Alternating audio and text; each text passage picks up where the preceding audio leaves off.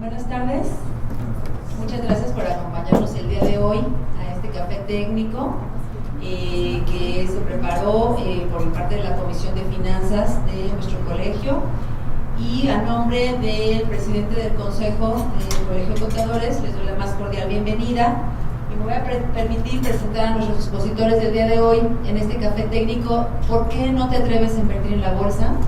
Y si sabían que podían invertir desde 100 pesos. Entonces va a ser muy interesante.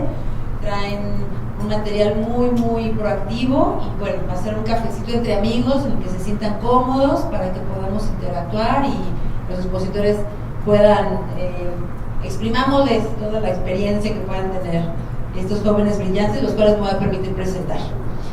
El contador Manuel Mata Rubio, contador público por la Universidad Michoacana San Nicolás de Hidalgo, graduado con mención honorífica, cuenta con maestría en impuestos en la Universidad de Guanajuato, diplomado en impuestos y auditoría por el Colegio de Contadores Públicos de Michoacán, es miembro del Instituto Mexicano de Contadores Públicos y de nuestro colegio.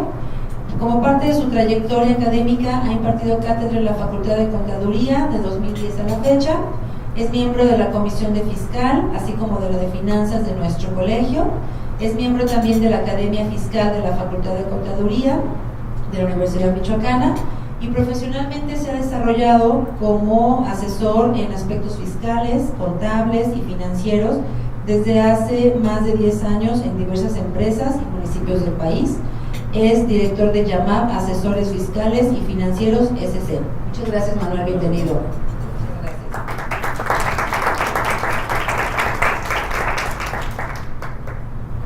Y el contador Rodrigo Ortiz Estrada es licenciado en Contaduría Pública por la Universidad Latina de América, ha tomado diversos cursos en finanzas, entre los que destacan un curso en Vector Casa de Bolsa, un curso en Chicago, en el Chicago Mercantile Exchange y Chicago Board of Trade, curso de certificación en AMIB, que es la Asociación Mexicana de Intermediarios Bursátiles, y de igual manera ha impartido diversos cursos financieros a estudiantes y a diverso público.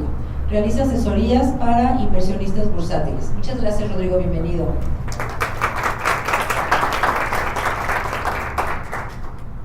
Bueno, y antes de iniciar y dejarlos con estos brillantes expositores a los que agradecemos mucho su tiempo y el que nos acompañan el día de hoy, les quiero comentar que ustedes son pioneros en una nueva modalidad que estamos proponiendo en la Comisión de Finanzas, que es que nos estén grabando el día de hoy para posteriormente pues poner a la disposición de los socios el curso, el taller o el café técnico en este momento, para que posteriormente lo puedan tener acceso a él. Entonces, pues ahora sí que todo lo que digan y todo lo que hagan ahorita va a ser grabado, y bueno, vamos a ver cómo funciona esta modalidad. La intención es que este conocimiento y el de los demás cursos pueda estar accesible a todos nuestros colegas. Bueno, pues sin más preámbulos, bienvenidos y adelante. Hola, ¿qué tal? ¿Cómo están? Buenas tardes. Pues como lo dijo nuestra presidenta de la Comisión de Finanzas, el día de hoy es para platicar, para dialogar. Tenemos un tema muy interesante y de aquí, de este tema, queremos partir hacia otros temas futuros que nos sirvan a todos en nuestro actual diario. Decidimos poner esta imagen donde refleja claramente lo que queremos transmitir hacia ustedes. La información es poder. ¿En qué sentido? Nosotros, mientras más información, mientras más conocimiento tengamos, créanme que vamos a sentirnos más poderosos, ¿sí? En el sentido que, citando aquí a Bill Gates, ¿no? Entonces, realmente eso es a lo que venimos el día de hoy. Vamos a comenzar a ver cómo empezar a invertir en la bolsa, pero también cómo fomentar una práctica del ahorro constante en nuestra vida diaria, en nuestra persona, el ahorro personal, que es algo muy importante que nosotros debemos de tener, ¿sí? En el día a día. Vamos a comenzar, ¿sí?, con este temario muy específico que tenemos aquí nosotros. Vamos a comenzar a ver todo el tema del ahorro, vamos a pasar por qué instrumentos de ahorro fácil tenemos ya en nuestros días, mencionando muy claramente, es ahorro, como los CETES, como los temas de las pensiones, como las AFORES, para posteriormente, ¿sí?, con nuestro buen amigo Rodri, empezar a ver el tema de la introducción a la bolsa de valores. Es un tema interesante, es un tema complejo, pero ¿por qué no comenzar desde ahora? Que precisamente, aludiendo al comentario y a la cita de Bill Gates, es: la información es poder. Entonces necesariamente vamos a ver el mercado de títulos de deuda, vamos a mencionar en qué consiste el mercado de derivados, forex, mercado de capitales y las sociedades de inversión, ¿sí? Para comenzar, esta es nuestra agenda el día de hoy, ¿sí?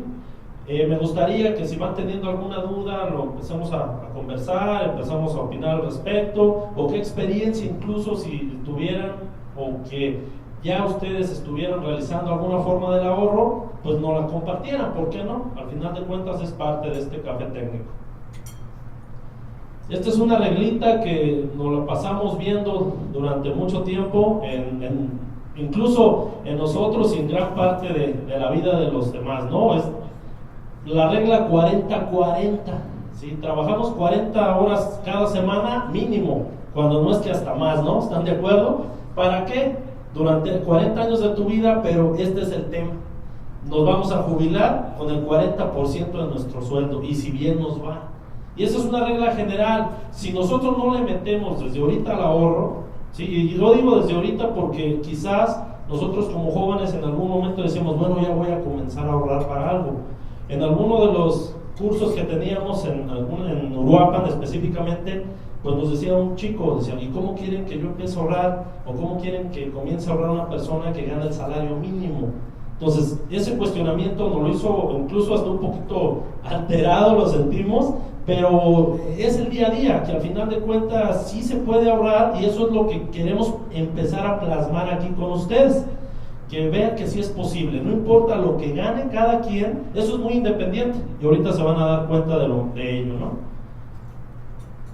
Esta es la gráfica 2 de 3, ¿en qué consiste? Cuando nosotros somos jóvenes, ¿sí? Tenemos mucho tiempo, mucha energía, pero no tenemos dinero, ¿sí? Cuando ya pasamos a la edad adulta, tenemos dinero, bueno, algunos, tenemos energía, pero ya no tenemos tiempo.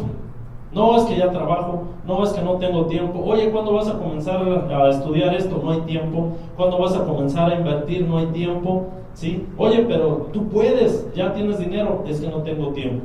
El adulto mayor nuevamente comienza a tener tiempo, sigue con dinero, pero ahora ¿qué creen? Pues la energía dice, no, yo ya para qué, ¿no? Yo ya viví, ya eso déjaselo a los jóvenes. Entonces, es una forma de pensar, pero lejos de oír, más allá de la forma de pensar, es un patrón de conducta, ¿sí? Que tenemos muchas personas. De acuerdo, hay una encuesta que realizó Banamex y también el Banco de México, en el sentido de el 44% de los mexicanos entre 18 y 70 años, ¿sí? Tienen alguna cuenta bancaria. Nada más el 44%. El 56%, que es 3 de cada 4 adultos, nunca ha sido usuario del sistema financiero, ¿no? ¿Por qué? Pues a lo mejor por desconocimiento, por mala infraestructura en las poblaciones. Hoy en día, créanme, esto también es un impacto, ¿no? Hay poblaciones que no cuentan con instituciones financieras, ¿sí? Lo sabemos. Entonces, oye, para ir a aperturar una cuenta, pues necesito trasladarme media hora, 20 minutos, una hora, etc. Entonces, todo esto repercute aquí. Uno de cada 4 mexicanos es exusuario, o sea, ya estaban en la banca, pero dijeron adiós. Mejor abajo del colchón, como se dice, y yo no quiero saber nada de los bancos, no quiero saber nada de tarjetas, no quiero saber nada del sistema financiero, ¿sí? Continuando con esta encuesta, analicen esto, es impactante. 9 de cada 10 mexicanos preferimos que me paguen en efectivo, ¿no? Preferimos ahorita, ya quiero sentir el poder del dinero en mi bolsa, no quiero esperarme a que me lo deposites y tal vez el día de mañana, es más, a lo mejor ni siquiera cae. Ahorita ya no es tan contundente, pero créanme que es un sentir en las empresas, es un sentir en todos los contribuyentes, de que la preferencia es que llegue el dinero en efectivo. Ahorita obviamente ya con las políticas fiscales esto no es tan sencillo, pero lo siguen prefiriendo los mexicanos, el dinero en efectivo. Solo 17% de los encuestados comparó antes de adquirir algún producto de ahorro. O sea, a mí me vale, simple y sencillamente yo ahorro aquí en este banco porque es el que más fácil me queda. Oye, pero esto te ofrecen estas diferentes instituciones, te ofrecen más productos. Pues no, simple y sencillamente el 17% comparas, haces un análisis de las diferentes instituciones financieras, ¿no? Aquí sí es preocupante, lo voy a ver más adelante, estos porcentajes. Ahorita, precisamente porque, bueno, yo estoy ahorrando, pero ¿de qué me sirve nada más ahorrar? ¿No? Oye, pues de todas maneras disfrútalo, ¿no? ¿Para qué ahorras si el día de mañana te mueres? ¿Sí? O sea, son justificaciones que tenemos los mexicanos, que tenemos muchas veces para evitar el ahorro. Precisamente no estamos tan alejados, o sea, si nada más estamos ahorrando, vean estas gráficas del índice de inflación que se tiene en nuestro país, desde el 94 hasta el 2017, ahorita ya estamos prácticamente en una estabilidad financiera, una estabilidad económica. Hubo años complicados, aquí por ejemplo en el 95, 96, todavía 97, 98, sí, pero fuera de ahí realmente hemos tenido una estabilidad financiera adecuada, ¿sí? La inflación ha sido constante, ¿sí? O sea, yo ahorro, se mantiene, ¿no? Se mantiene mi ahorro. Anteriormente era más complicado porque ahorraba y pues la pérdida del poder adquisitivo de nuestro dinero se caía, ¿sí? Entonces, realmente hasta el 2017 no sabemos qué vaya a pasar el año próximo, ciertamente, pero ya hay especificaciones, ¿no?, financieras, o sea, se va a mantener igual. El nivel de inflación prácticamente sí va a seguir subiendo, pero en teoría se va a mantener esa constante. ¿Por qué explico todo esto? Precisamente nos tenemos que ir preparando de forma muy general, pues para comenzar nosotros a ver todos los temas bursátiles, que al final de cuentas debemos de conocer todos estos indicadores, ¿sí? Esta es ya la gráfica anterior. ¿Sí? Si se fijan, aquí fueron los picos muy grandes, este fue enorme, aquí este es el que estamos hablando, el 95 prácticamente hasta el 98, y ya posteriormente sigue una tendencia igualita. Aquí comparamos el índice de Estados Unidos, tuvo picos muy grandes, llegando incluso al 13, al 14, al 15, y ha habido altas, bajas, pero al final de cuentas se está manteniendo, ¿no? Si se fijan, es una estabilidad la que habla de este país, que pues tenemos de vecino y tenemos que estarlo monitoreando. Vamos a comenzar a invertir, queremos comenzar a hacer otra cosa diferente a lo que venimos haciendo nada más. Si no estoy ahorrando, comenzar a ahorrar y comenzar a invertir, pues tenemos realmente que voltear a ver a nuestro vecino, ¿sí?, que es un país poderoso y del cual necesitamos tener información. Y este es un contraste, ¿sí? Venezuela, analicen aquí el tema desde el 99, si de entrada ya tiene unos índices elevadísimos. Por ejemplo, aquí 2016 ya tiene 720% y 2017 tiene el 652%, ¿sí? O sea, aquí quisimos traer esta información precisamente para que vean el contraste tan marcado. O sea, ¿qué me sirve ahorrar en este país? Pues nada, prácticamente, ¿sí? O sea, es un contraste marcadísimo y sigue aumentando. Si se fijan en la gráfica, ¿sí?, va a seguir aumentando, entonces es grados exacerbados que realmente el ahorro, pues aquí totalmente queda ya como segundo término. O sea, bueno, como pequeña introducción, nos basamos en esto, ¿no? Tenemos que ver un panorama tanto micro como macroeconómico cuando ya comenzamos a invertir, para lo que vamos a comenzar a escuchar en un momento más con Rodrigo. Tenemos que aprender primero a ahorrar. Pero ¿cómo ahorro? ¿Sí? O sea, me dicen, bueno, el buen mañana debe de comenzar hoy.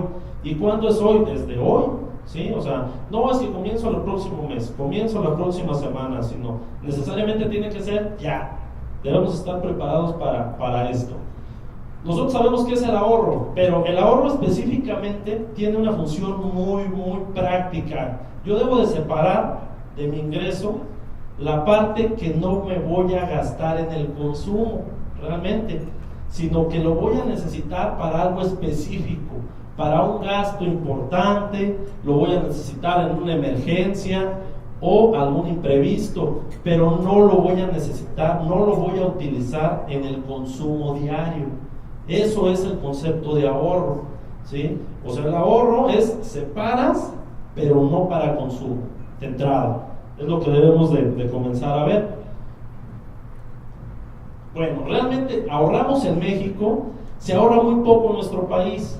En cuanto a encuestas que se tienen con personas de entre 15 y 29 años, y créanme que aumenta, o sea, si esta encuesta es netamente de los mexicanos jóvenes de entre 15 y 29 años, pero realmente el 54% de estas personas no llevan ningún registro de lo que se gasta, ¿sí? Y créanme que si la encuesta hubiera sido de 29 a 40, tampoco, O sea, realmente no llevamos un registro de lo que se gasta, el 54% más o menos, ¿sí?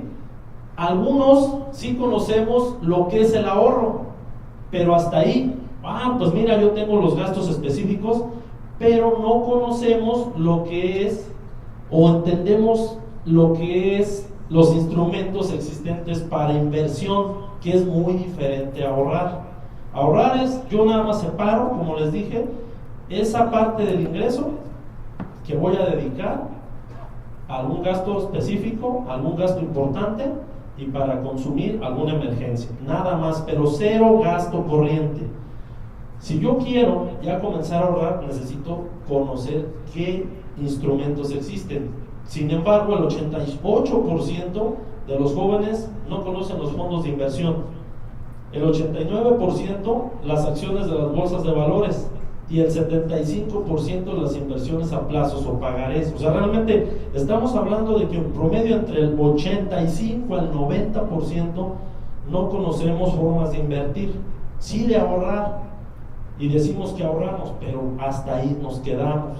¿De acuerdo a qué? Pues a esta encuesta que le llamó Banamex UNAM, entre las dos instituciones, se llama Cultura Financiera en los Jóvenes en México. Pues créanme que es interesantísimo, porque esta es la base del por qué no estamos invirtiendo, por qué vemos tan lejano el tema de la bolsa.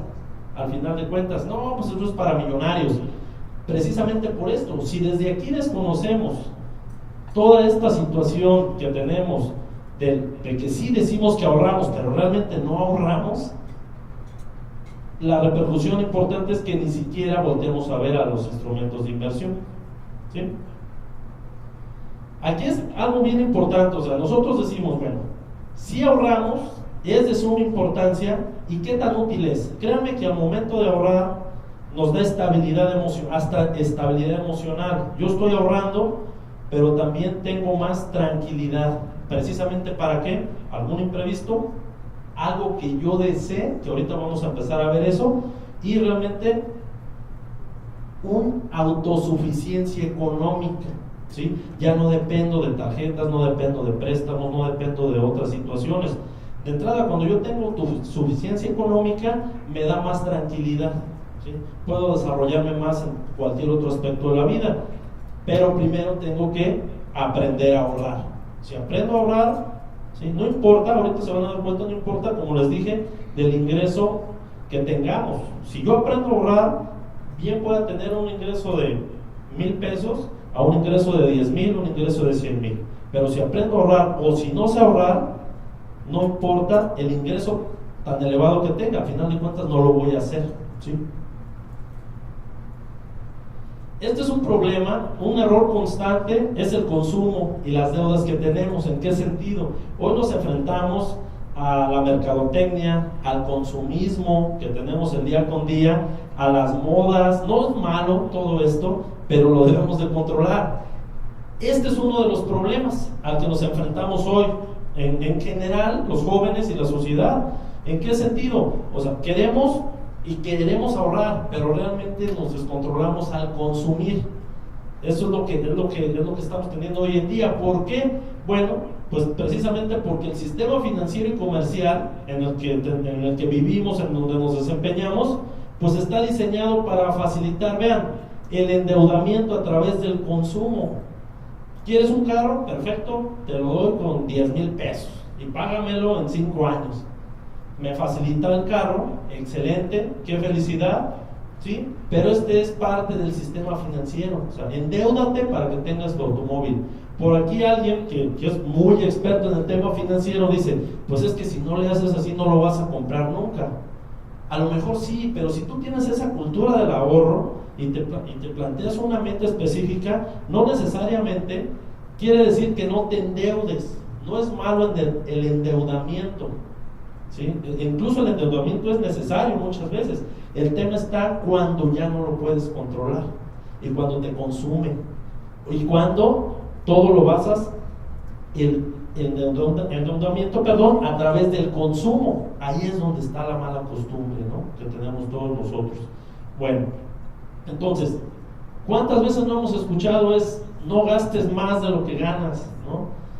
No hagas o no te inventes consumos si tu ingreso es de determinada cantidad y que lo estés exagerando, que lo estés sobrepasando.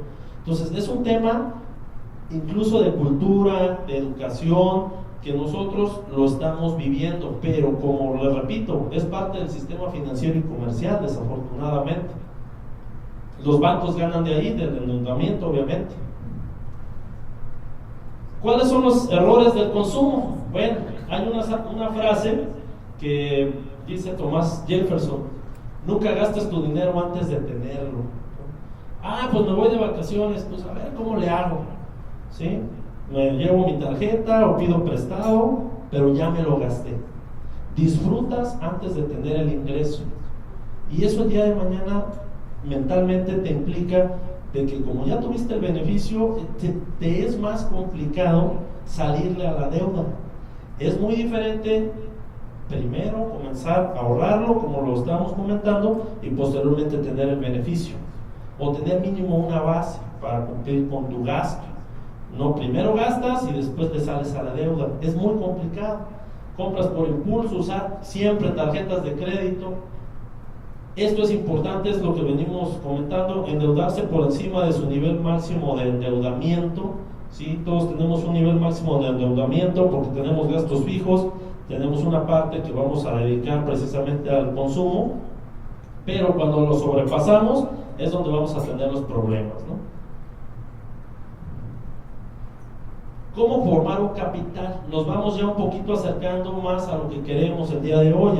Bueno, para poder invertir, pues primero debo de tener una base, un ahorro, para tener más libertad financiera. Pero ¿cómo comenzar a formar un capital? Esto a mí me gusta, créanme, porque yo sé que ahorita con la friega que nos metió Brasil, pues esto como que no viene, o sea, no me la van a creer, ¿no? Pero es mental, ¿sí? Muchas veces, o sea, en primer lugar, los expertos me dicen: mira, formas un capital, muchas veces comienza desde la educación que recibimos, desde la forma en que vemos a nuestro país. ¿Por qué? Bueno, pues porque simple y sencillamente la sociedad en la que vivimos o nos desenvolvemos dicen: no, pues ¿cómo vas a invertir en la bolsa? Eso es para millonarios. ¿Cómo vas a traer ese carro? Eso es para millonarios. ¿Cómo vas a vivir en esta casa? Es imposible. Mejor aquí yo me la voy llevando y pues trabajo.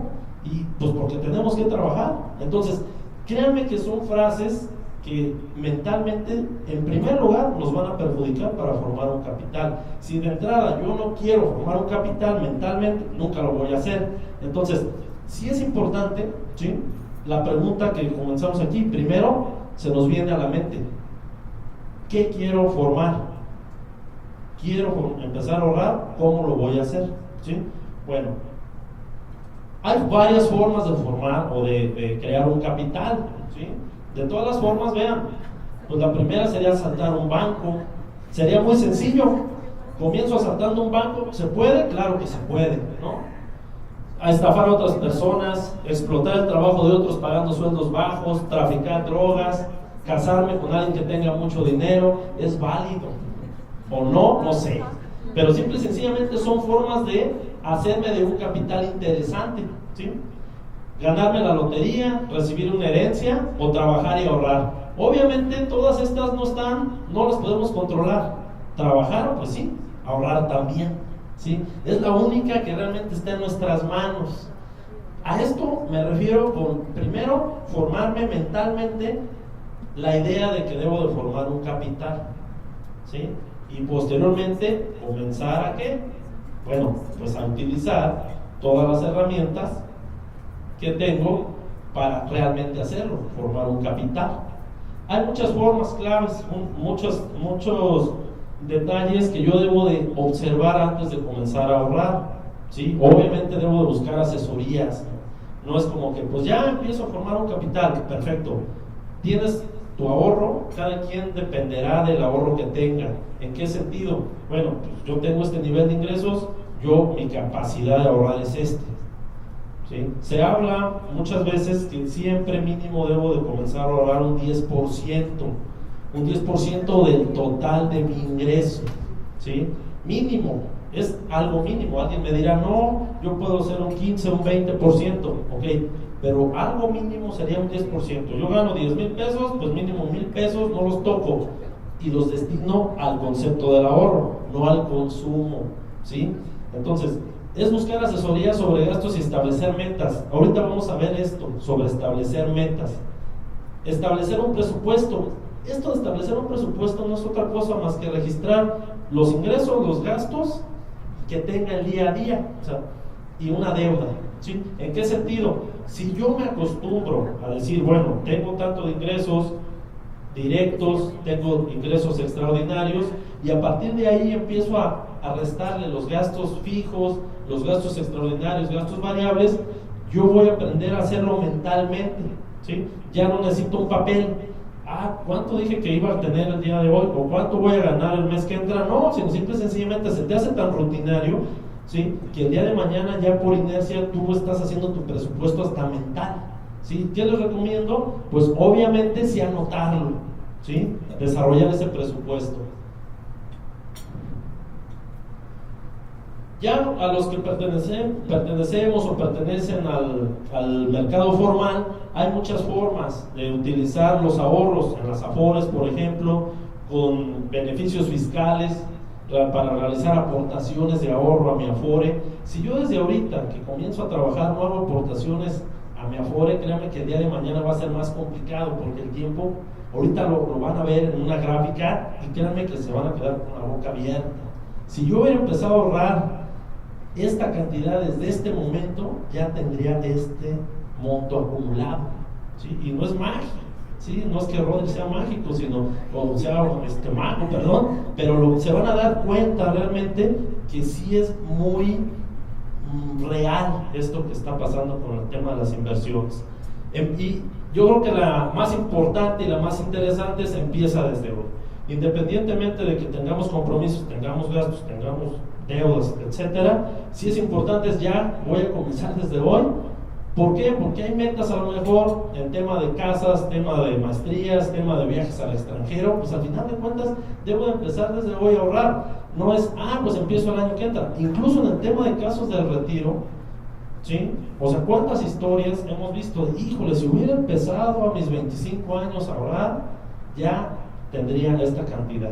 Entonces, yo creo que estamos muy a tiempo de establecer un plan de ahorro, pero bueno, ¿cómo desarrollo ese plan de ahorro para lo que yo quiero, no? ¿Sí? En primer lugar, yo le llamo motivaciones para ahorrar.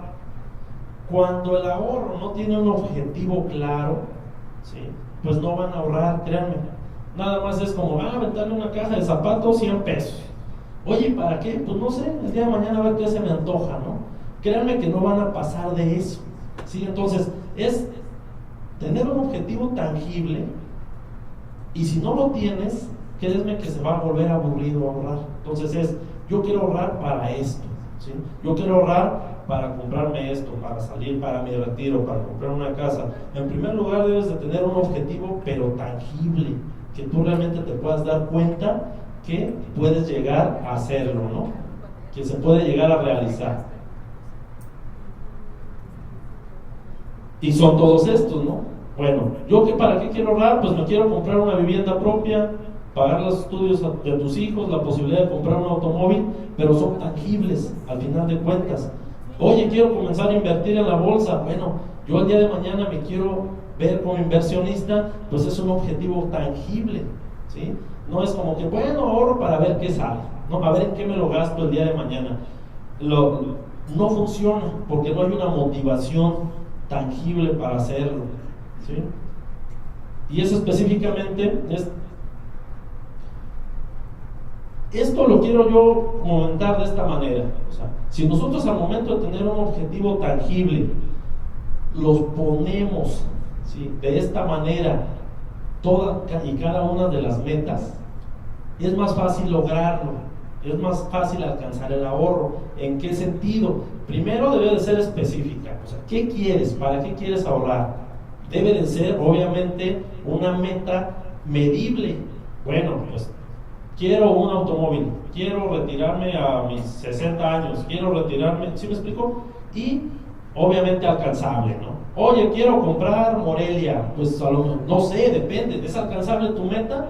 Pues a lo mejor sí, ¿no? Oye, quiero comprar el equipo de los Monarcas, ¿es alcanzable?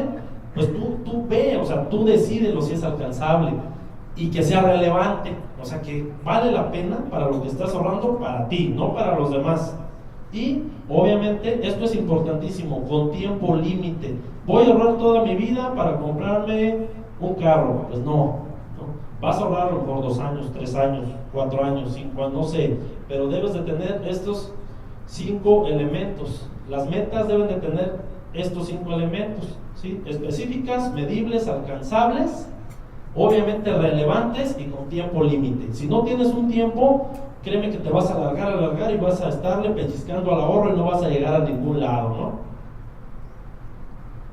Esto lo vamos a dejar un poquito, lo voy a mencionar un poquito al final y va muy de la mano con lo que vamos a comentar, el tema de la inversión en la bolsa, donde específicamente debo de realizar un plan de ahorro, ¿sí? Bueno, ya supe qué era el ahorro, ya supe qué debo de comenzar a hacer para tener un plan de ahorro, pero ¿en qué consiste realizar un plan de ahorro? O sea, un buen plan de ahorro, ¿sí? O sea, hay planes de ahorros muy específicos y debo de siempre mantenerme en los 4 puntos que les comentaba, buscar a personas expertas, instituciones expertas, pero sobre todo, un buen plan de ahorro es que debe de ser flexible, ¿sí? O sea, flexible, ¿por qué? Porque si nosotros comenzamos a ahorrar ahorita, a lo mejor las condiciones van a cambiar para mí dentro de 2 años, ¿sí? A lo mejor ahorita no estoy ni trabajando, a lo mejor ya estoy trabajando, ¿sí? O a lo mejor estoy ganando X cantidad, pero el día de mañana, dentro de 5 o 10 años, voy a tener diferente ingreso. Entonces, siempre mi plan de ahorro debe tener flexibilidad. ¿Por qué? Porque la vida va cambiando constantemente, tu forma de interacción, incluso con el tema del mercado laboral, pues es cambiante. Entonces, yo creo que un buen plan de ahorro debe de tener flexibilidad, tanto que ahorita precisamente van a ver el tema de la inversión. O sea, un buen plan de ahorro también debe de incluir inversión, si no tendríamos el tema del plan de ahorro tal cual. Bueno, ¿en qué consiste el plan de ahorro? Primero debemos de comenzar a decidir cómo realizar un plan de ahorro, cómo ahorro dinero, ¿sí? En primer lugar debo de diferenciar mis 2 necesidades. Como todos sabemos, tenemos necesidades primarias y necesidades secundarias, ¿sí? Las conocemos. Hay algunos que tienen más necesidades secundarias que necesidades básicas, pero porque no las sabemos diferenciar. No, es que mi necesidad sí es todos los días irme al cine. Pues está bien, no, y es que es importante y es básica, pues no. ¿Sí? O sea, una necesidad básica o primaria son estas: alimentación, vivienda, educación, salud y vestuario, ¿sí? Bien, puedes tener gran cantidad de dinero acumulado, pero si no tienes salud, créeme que no te va a servir de nada, ¿no? Si no tienes vestuario, pues a lo mejor puedes andar encurada en la calle, pero millonario, ¿sí? Pero son necesidades primarias. La alimentación es importante. Entonces, cuando nosotros identificamos cuáles son nuestras necesidades primarias, comenzamos a pasar al siguiente nivel, donde observamos las necesidades secundarias. Oye, necesito un carro. ¿Realmente necesitas un carro? Bueno, pues me puedo mover en transporte público. Oye, necesito almorzar, comer y cenar fuera de mi casa. Pues es una necesidad secundaria. Y la recreación. Entonces, debemos, para hacer un buen plan de ahorro, aprender a separar entre necesidades primarias y necesidades secundarias. Tiene que ver mucho con el nivel de ingresos que tengamos. Sí y no. ¿En qué sentido? Sí, ¿por qué? Porque obviamente, si tenemos a mayor nivel de ingresos, mis necesidades secundarias van cambiando, pero mis necesidades primarias, la gran mayoría se mantienen estables. ¿Por qué? La alimentación, digo, si yo tengo un nivel más elevado de ingresos, puede ir cambiando en cuanto a calidad de alimentos, muchas veces ni lo sabemos, ¿sí? No necesariamente quiere decir que si yo tengo mayor nivel de ingresos, me esté alimentando mejor, ¿sí me explico? O sea, quizás estás comiendo más, estás yendo a mejores lugares, pero no necesariamente lo estás haciendo mejor, ¿sí? Y en cuanto a necesidades secundarias, aquí sí es muy cambiante, ¿no? El nivel de ingresos. Entonces, primero tenemos que analizar este panorama y separar necesidades primarias con necesidades secundarias. Y realizar un plan de ahorro precisamente es esto, ¿sí? O sea, ¿cuánto cuesta de las metas que dijimos anteriormente? ¿Sí? ¿Cuánto cuesta realmente llegar a una meta? ¿Puedo alcanzar esta meta? Específicamente, ¿ya voy a llegar a la meta? ¿Es real la meta? ¿Es trascendente la meta? ¿Y en cuánto tiempo voy a llegar? Entonces, es elaborar un plan de ahorros con estos elementos, ¿sí? ¿Qué voy a hacer yo para comenzar a ahorrar? ¿Se podrá? ¿No se podrá? Pero específicamente debo de plasmarlos para hacer un plan de ahorro. Oye, aquí está lo del tema de la inversión, quiero comenzar a invertir. Pues entonces elabora tu plan de ahorro donde se involucre este tema de la inversión. Si no, nunca vas a invertir, así de fácil, ¿sí? Este es un ejemplo muy sencillo, ¿sí? que les quise compartir aquí. Es para comprar una computadora en 10 meses, donde el costo de la meta es 15,000 pesos, tengo ahorrados nada más 5,000, pues entonces me faltan ahorrar 10,000 y debo de ahorrar 1,000 pesos. ¿Qué estrategia debo de hacer para ahorrar esos 1,000 pesos? A lo mejor en el banco comenzar a separar esos 1,000 pesos, pero no tocarlos. Esto es muy sencillo, pero créanme que aquí así podemos establecer diferentes metas de ahorro. Es alcanzable, es específica, es medible y es relevante. A lo mejor para mí sí, porque la necesito para trabajar o para estudiar, ¿sí? Entonces, a eso me refiero con las metas. Una de las herramientas para comenzarnos a encauzar un poquito con el tema de la inversión es ¿y dónde ahorro? Aparte de una cuenta tradicional que tenga algún banco, pues yo puedo tener un ahorro en CETES directo, ¿sí? Donde yo tengo un rendimiento promedio del 7%. Ya vimos cómo estaba el nivel de inflación. Yo estoy ahorrando 100 pesos, pues realmente voy a seguir con esos 100 pesos porque la inflación me los va a estar comiendo. No estoy invirtiendo, nada más estoy ahorrando, ¿sí? Que quede claro, o sea, simple y sencillamente yo ahorro por cada 100 pesos, ¿sí? Desde un día hasta un año, y comienzo a separar la parte de mi ingreso para ahorro, nada más, no estoy invirtiendo. Y el tema del Afore, obviamente lo que comenzábamos, comienza desde hoy, lo que decíamos de los 4 puntos.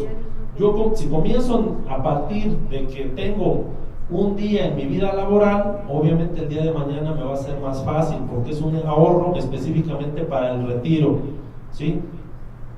Y hay diferentes formas. No me estoy saliendo dentro de los 4 ejes que comentábamos al inicio. Buscar a expertos, buscar a profesionales donde me digan, oye, ¿y qué Afore necesito yo para ahorrar para el retiro? Bueno, pues compáralas. ¿En dónde las comparo? Bueno, en la página de la CONSAR, asesórate, ¿sí? A ver, tengo menos de 36 años, estos son los niveles de Afores. Si yo estoy en Inbursa, me va a dar el 5.61% anual, y así sucesivamente. Entonces, si se fijan, estoy en el punto número 1 de aprender a cómo comenzar a ahorrar para el retiro, si esa es mi meta.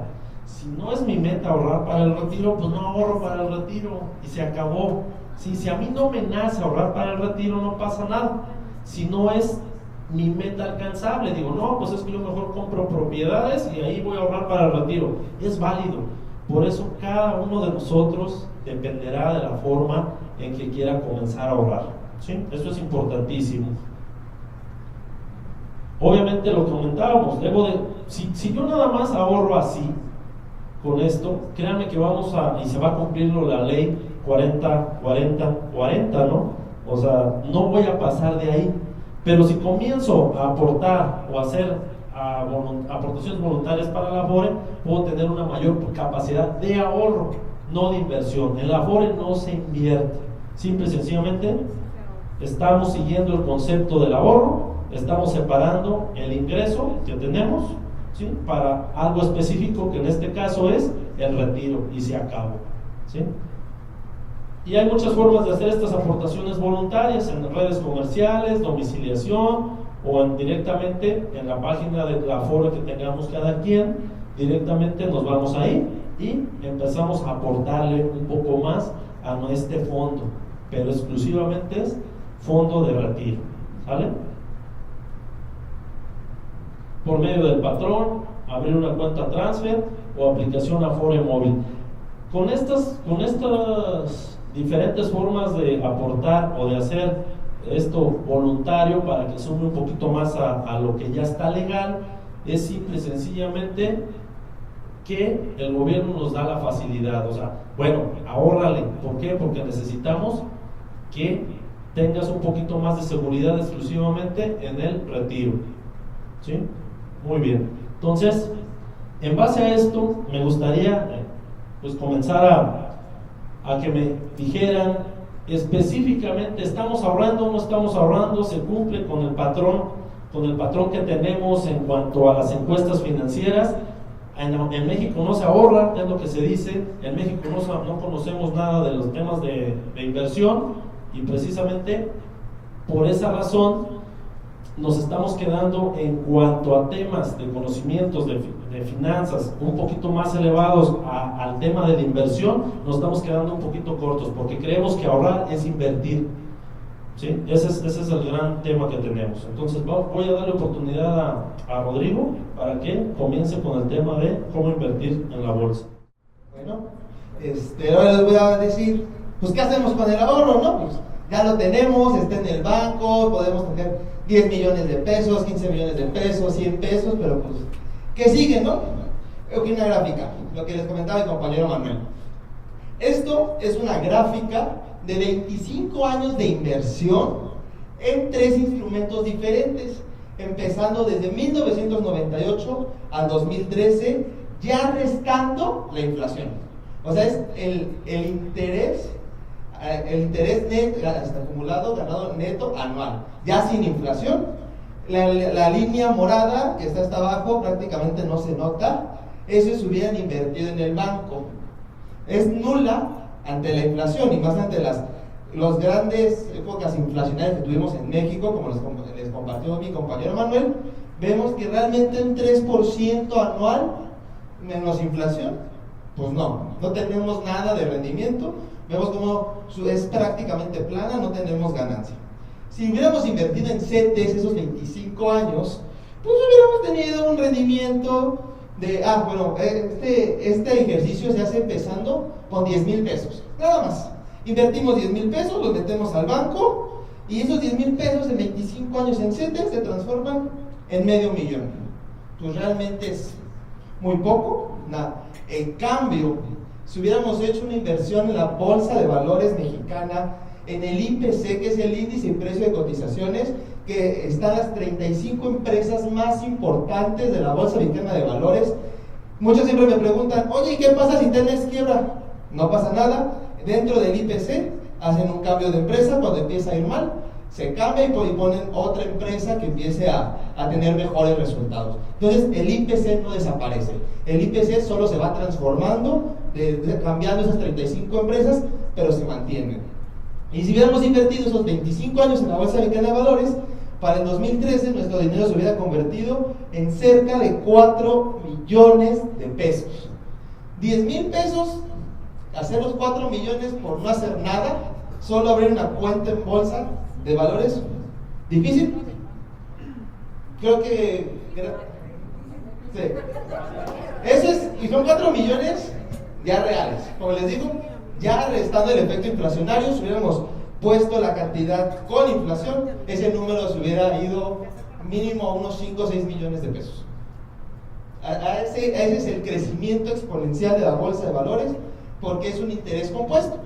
Lo que vamos ganando cada año se reinvierte y se reinvierte y se reinvierte, y por eso logramos los resultados. Claro, tenemos un riesgo, y eso es lo importante que decía Manuel, del conocimiento es poder. Si nosotros tenemos conocimiento, podemos tomar mejores decisiones y podemos mitigar ese riesgo. Ese riesgo lo podemos ver muy claramente como ninguno de los otros instrumentos tuvo una baja considerable, como sí la tiene la Bolsa Mexicana de Valores en el 2008. Ahí tiene, aquí vemos cómo tiene una fuerte caída, pero es por la crisis del 2008. Pero vemos que es una fuerte caída, pero en 5 años ya nos hemos recuperado y llevamos más arriba. Por eso es lo importante de hacerlo con tiempo, inversiones a largo plazo, y porque también se puede hacer trading día a día, pero yo les estoy dando un ejemplo de no hacer nada. Literalmente no hacemos nada, invertimos el dinero y a largo plazo siempre nos va a dar buenos beneficios. Y aquí otro ejemplo, muy fácil. Este es una gráfica en la cual se hace un ejercicio. Si tú al día ahorras un peso al día por 18 años, al inicio del año inviertes tus 365 pesos en una inversión. Aquí está calculada con un rendimiento del 12% anual, que es un rendimiento promedio que nos ha dado un índice en Estados Unidos llamado IBOPESA, en donde están las empresas de pequeña y mediana capitalización, aquellas empresas de Estados Unidos que pueden tener un crecimiento exponencial, como en su tiempo lo tuvo Apple, Google, Walmart. Empiezan en esos índices, pequeños índices, pero son empresas que se les ve mucho futuro, las meten en ese índice y entonces nos da un 12% anual promedio durante los últimos 20 años. Ha sido ese resultado. Si hacemos ese resultado de 20% anual, 365 pesos cada año, son más o menos por 18, 6,150 pesos, nada más hemos invertido eso. A la edad de 66 años ya tendríamos 4,5 millones. Nuevamente, lo único que hiciste es cada año fui y deposité a mi cuenta durante 18 años. 365 pesos, no más. Entonces, es algo fácil en ese sentido. Cuando tomamos indicadores, dices, no tenemos mayor esfuerzo, incluso podemos tener un conocimiento un poco bajo, pero qué mejor que tener información para tomar una mejor decisión de un mejor índice o un mejor lugar de donde podemos tomar o tener un mayor rendimiento. Ahora, esa información viene a continuación, ¿verdad? Ya tengo su atención, que es lo que quería, ya vieron cómo se gana dinero, ahora cómo lo conseguimos, ¿no? Bueno, aquí es una parte esencial de lo que les decíamos del curso. Desde 100 pesos, sí, hay una bolsa digital, bueno, no, es una casa de bolsa digital llamada Cuspid, que desde 100 pesos nos permite abrir una cuenta. Es una imagen tomada del Financiero, se publicó más o menos por el 2014, 2015 esta imagen, de cómo podemos abrir una cuenta de bolsa con un capital bajo. Realmente no es como decíamos para millonarios. Pues yo que cualquiera trae 100 pesos en la bolsa, o trae 1,000 pesos, bueno, tal vez no en la bolsa, pero sí en el banco. Y bueno, hay cuentas de 10,000, 20,000, 100,000, y viene una pequeña explicación: qué puedes comprar con eso, qué puedes hacer, qué comisiones cobra.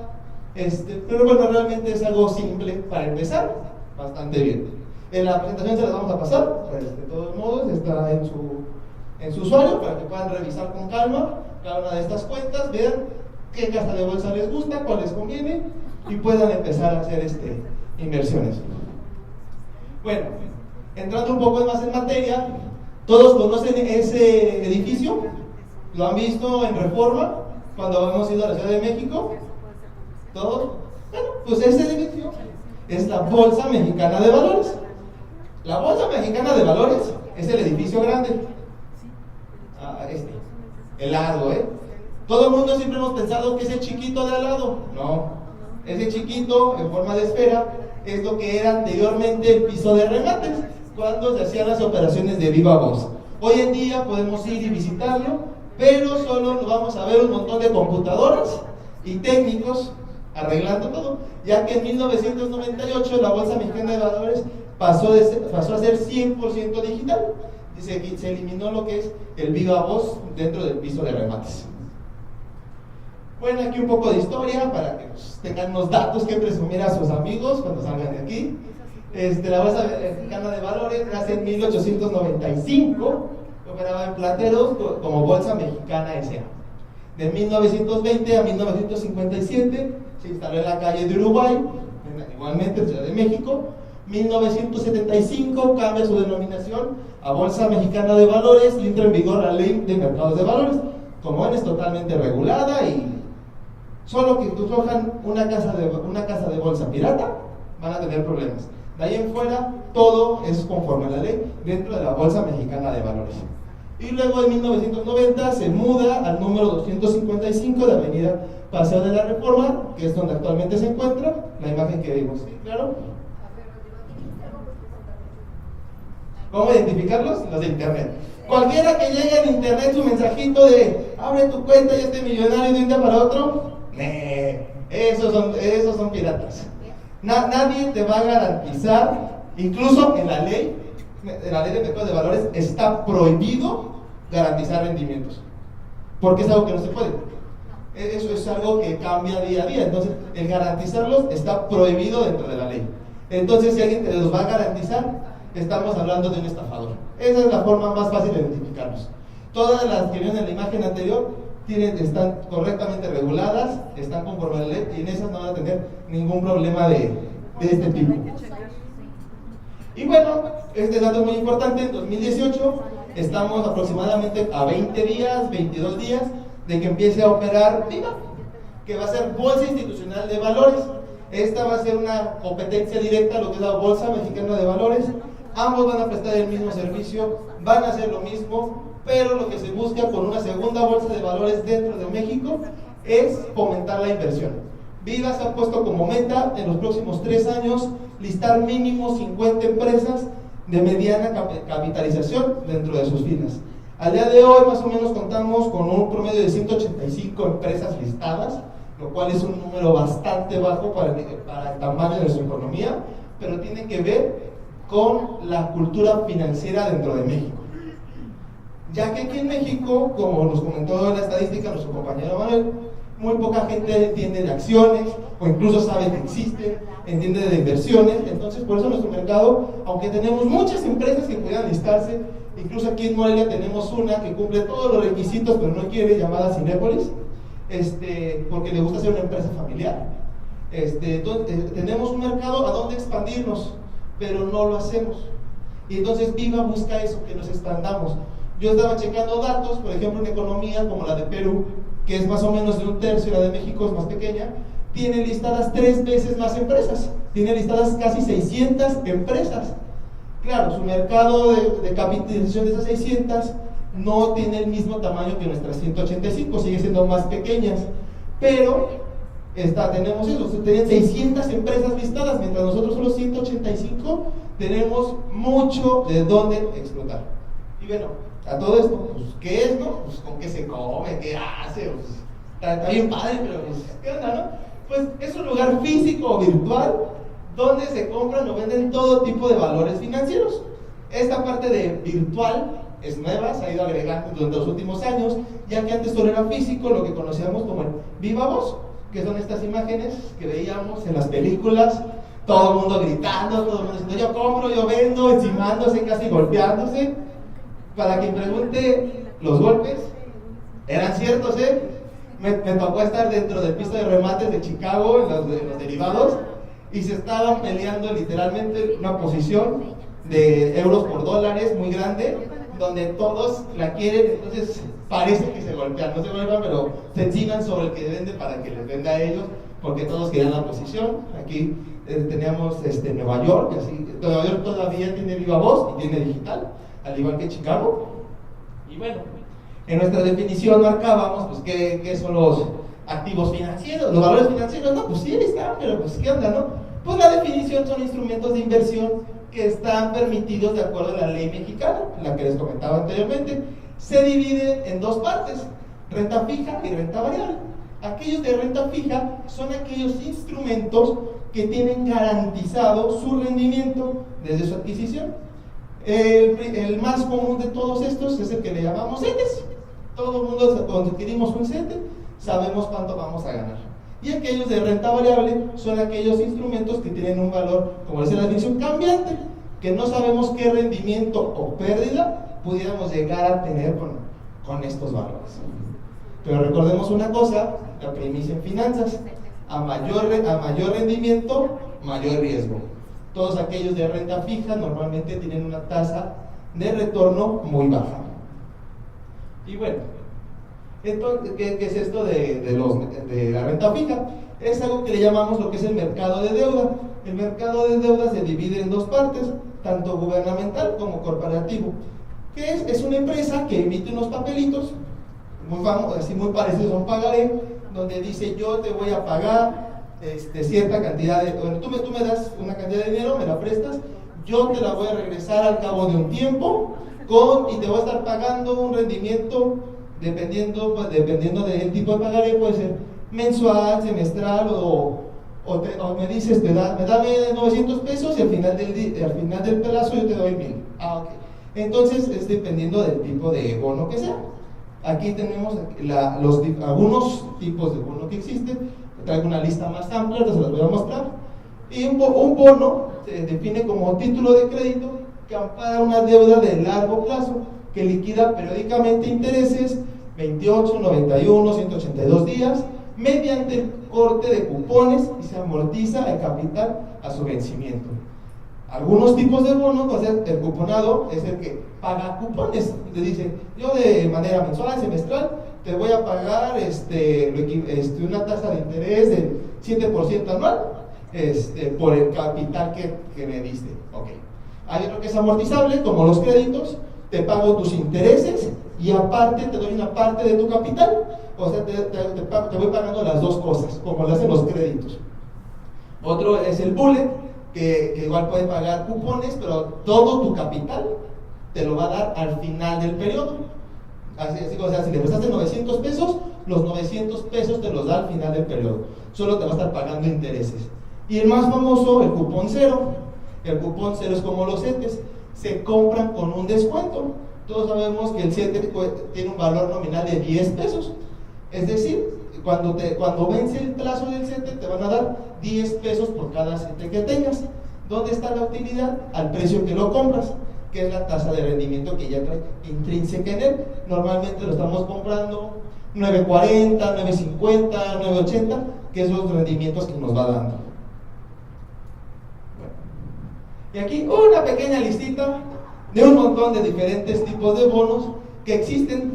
Tenemos gubernamentales, son todos aquellos que son emitidos por el gobierno. Tenemos bancarios y tenemos de empresas, que es lo que les decía. En este mercado existen los dos pueden emitir deuda, se apalancan y la utilizan. Este es material, pero es para que vean la gran diversidad que hay de estos. Uno muy famoso es el bono de tesoro de 10 años de Estados Unidos. Es de los activos de mayor liquidez en el mundo. Prácticamente, si tú tienes uno y lo quieres vender, aunque no ha llegado los 10 años del periodo, va a haber alguien que te lo compre. Muy líquido y muy famoso en este mercado de deuda. Y bueno, sí, claro, Mator. Las tasas que dan, ¿no las tienes ahí, verdad? No, porque las tasas. Sí, porque las tasas pueden ser cambiantes. Aunque tú sabes, generalmente al momento de recibir este tipo de instrumento, la tasa que te va a pagar puede ser una tasa cambiante, como la tenemos con el CETE. La tasa CETE se publica de la subasta y es el rendimiento que da los de esa semana, pero en realidad es una tasa que por el mercado secundario cambia día a día. Pero una vez que tú contratas un de estos instrumentos, ya la tasa se vuelve fija, ¿no? O sea, ya sabes lo que vas a ganar. Generalmente, en un 99% de las ocasiones, sí. Solo una pequeña cantidad de estos instrumentos llegan a traer, vienen integrados ante un variable y un subyacente. Son pocos, pero puede existir el caso que te pague CETES más 2. La tasa CETES del día que te voy a pagar, más 2%. O un TIE más 3, TIE más 1 o TIE menos 1. Son pocos, pero llega a haber el caso. En un 99% de las veces ya sabes la tasa que vas a obtener al final del periodo o durante los periodos. Gracias. Bueno, ahora algo que a mí me gusta más, la verdad, el mercado de bonos es muy interesante cuando te empapas y te metes a hacer el trading de los bonos. a intercambiarlos y revenderlos en el mercado secundario.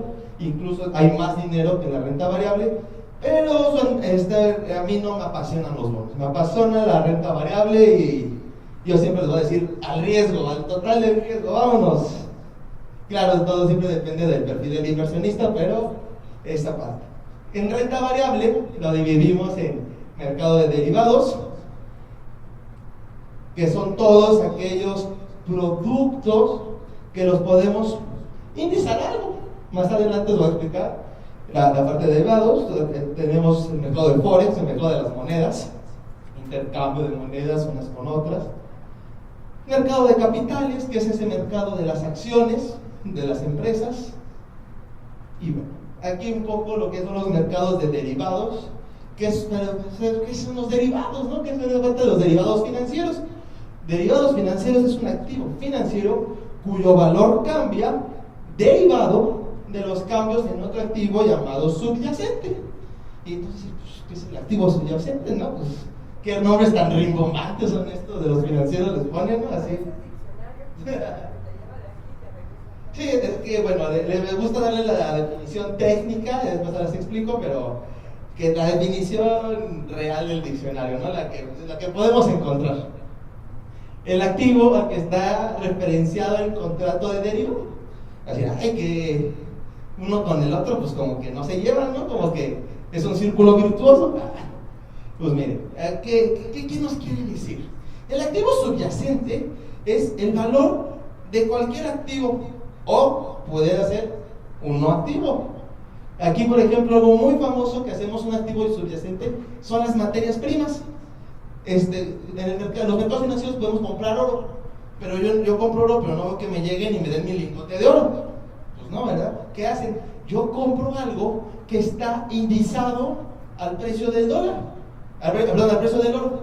Ese es el derivado. O sea, yo voy a ganar o perder conforme el precio de ese subyacente suba o baje, pero no me lo están dando físicamente. Simplemente estoy tomando un índice que va de la mano con él, no el activo en sí. También pasa lo mismo con el petróleo. Nosotros vemos que el petróleo sube o baja todos los días y cuando baja nos espantamos porque ¿qué va a pasar con los ingresos de la federación? Son menos, ¿no? Nos va a tocar de menos porque como el petróleo es de todos, pues nos tocan menos centavos a cada quien, ¿no? Claro. Y entonces, ¿qué es lo que pasa? Los derivados se indizan al precio de estos activos y entonces ese activo gana o pierde conforme ese activo gana o pierde. Entonces, pues vamos a decir, también está el cobre, la plata, incluso los granos también se llegan a cotizar, como es el maíz, están en este mercado de derivados. Algo que podemos hacerlo un derivado es el precio de alguna moneda, como en este caso el dólar, también tiene un mercado de derivados. O sea, podemos hacer forex o podemos hacer derivados con ellos. Los precios de las acciones también podemos usarlas como derivados. Podemos decir, yo digo que de aquí a 20 días la acción de Apple va a subir. Entonces, como digo que va a subir, voy a comprar un derivado que o sea, lo voy a comprar hoy para venderlo en 20 días, que es cuando va a subir. O caso contrario, dices, oye, yo creo que la acción de Apple va a bajar. Puedo comprar un derivado en el cual diga, vendo acciones de Apple hoy, y entonces en 20 días que bajan, puedo cancelar esa posición para comprar las acciones más baratas. Entonces es algo que puedo hacer con los derivados. Podemos comprar o vender activos y hacer mucha especulación. Y otra cosa que podemos hacer en un derivado es el clima. Tenemos derivados de clima. En Chicago existe el derivado de clima, donde tú pones si la temperatura de mañana en una zona va a ser mayor o menor a tantos grados centígrados. Y entonces, si es mayor, te pagan, si es menor, pagas. O sea, hasta eso lo podemos hacer derivados. Los derivados se han hecho para que todo lo podamos hacer dinero. Eso es algo que los derivados han decidido. Todo lo indizan, todo lo hacen y todo lo ponen en medio para hacer dinero. No sé si quedó claro la definición de derivados. Es un tema un poco complejo, sí, claro. Aunque dices que todo se puede hacer, parece como si fuera una apuesta, ¿no? Sí, ya. ¿Dónde voy a hacer esa apuesta? Es una parte que ya desde mi punto de vista, se ha exagerado, ya queremos a todo ponerle dinero en los derivados, pero es algo que así nos deja. O sea, obviamente un experto en clima dice, pues yo siento que, un clima, alguien que estudia el clima así, pues yo digo que va a subir, va a bajar, el clima, mi predicción por la tormenta está, entonces él puede hacer dinero en mercados financieros. Han buscado ser demasiado incluyentes, pero ya es un instrumento tan particular que nos deja fuera a gran parte del público. O sea, es como muy particular, muy esencial ese derivado. ¿Sí? ¿Dónde se adquiere? Hay dos formas, la siguiente lámina, de hacer contratos de derivados. Tenemos lo que en México tenemos nuestra cámara de compensación llamada MEXDER, que es una parte, es la parte de derivados de la Bolsa Mexicana de Valores, y tenemos el over the counter, que es fuera del mercado bursátil, normalmente se hace con un banco. Y aquí tenemos esas especificaciones, el MEXDER contra el mercado over the counter, que es fuera del mercado bursátil. El MEXDER es formal, totalmente formal y estandarizado. Tiene una cámara de compensación que se va a encargar de absorber cualquier riesgo existente con tu contraparte. ¿Cómo es esto? Yo voy a hacer, por ejemplo, yo digo que el precio del dólar mañana va a subir. Ok, sube. Pero mi compañero Manuel dice, no, mi análisis dice que el tipo de cambio mañana va a bajar. Entonces vamos al MEXDER, decimos, vamos a hacer un contrato donde yo digo que sube y tú dices que baja. Entonces si mañana sube tú me pagas, y mañana baja yo te pago. Órale, va. Debe haber una contraparte que esté. Correcto. Esa contraparte la toma el MEXDER. Aunque el MEXDER va a tener las dos partes, tanto la de Manuel como la mía, mi contraparte es el MEXDER. Si Manuel se enoja y dice, no, yo no te voy a pagar, Rodrigo, porque pues perdí y no quiero pagarte, así, el MEXDER dice, no hay ningún problema, Rodrigo, yo te pago y yo me encargo de cobrarle a Manuel. Ya yo me arreglo, tú de eso no te preocupes, y ya yo voy y le cobro a Manuel que no quiere pagar. Entonces, esa parte del riesgo tú ya lo evitaste al hacerlo de forma en un mercado estandarizado como es el MEXDER. Porque puedes hacer este mismo contrato con tu banco, y el banco igual puede hacer las dos posiciones, su cliente A y su cliente B, el mismo contrato que hicimos en el MEXDER, pero sin el banco, el cliente A, cliente B, o el mismo, o tu contraparte es el banco, y el banco dice, no, yo no te voy a pagar. Ahí no hay nadie que te pueda compensar ese riesgo, porque no está esa cámara de compensación que existe, como si en el MEXDER. Pero ahorita vamos a ver ventajas y desventajas de cada mercado, y por eso, sí, claro. Respecto a este tema, con la casa de bolsa que ya nos enseñaste que podemos operar, ¿es posible acceder a un contrato o hay que firmar un contrato aparte con esta?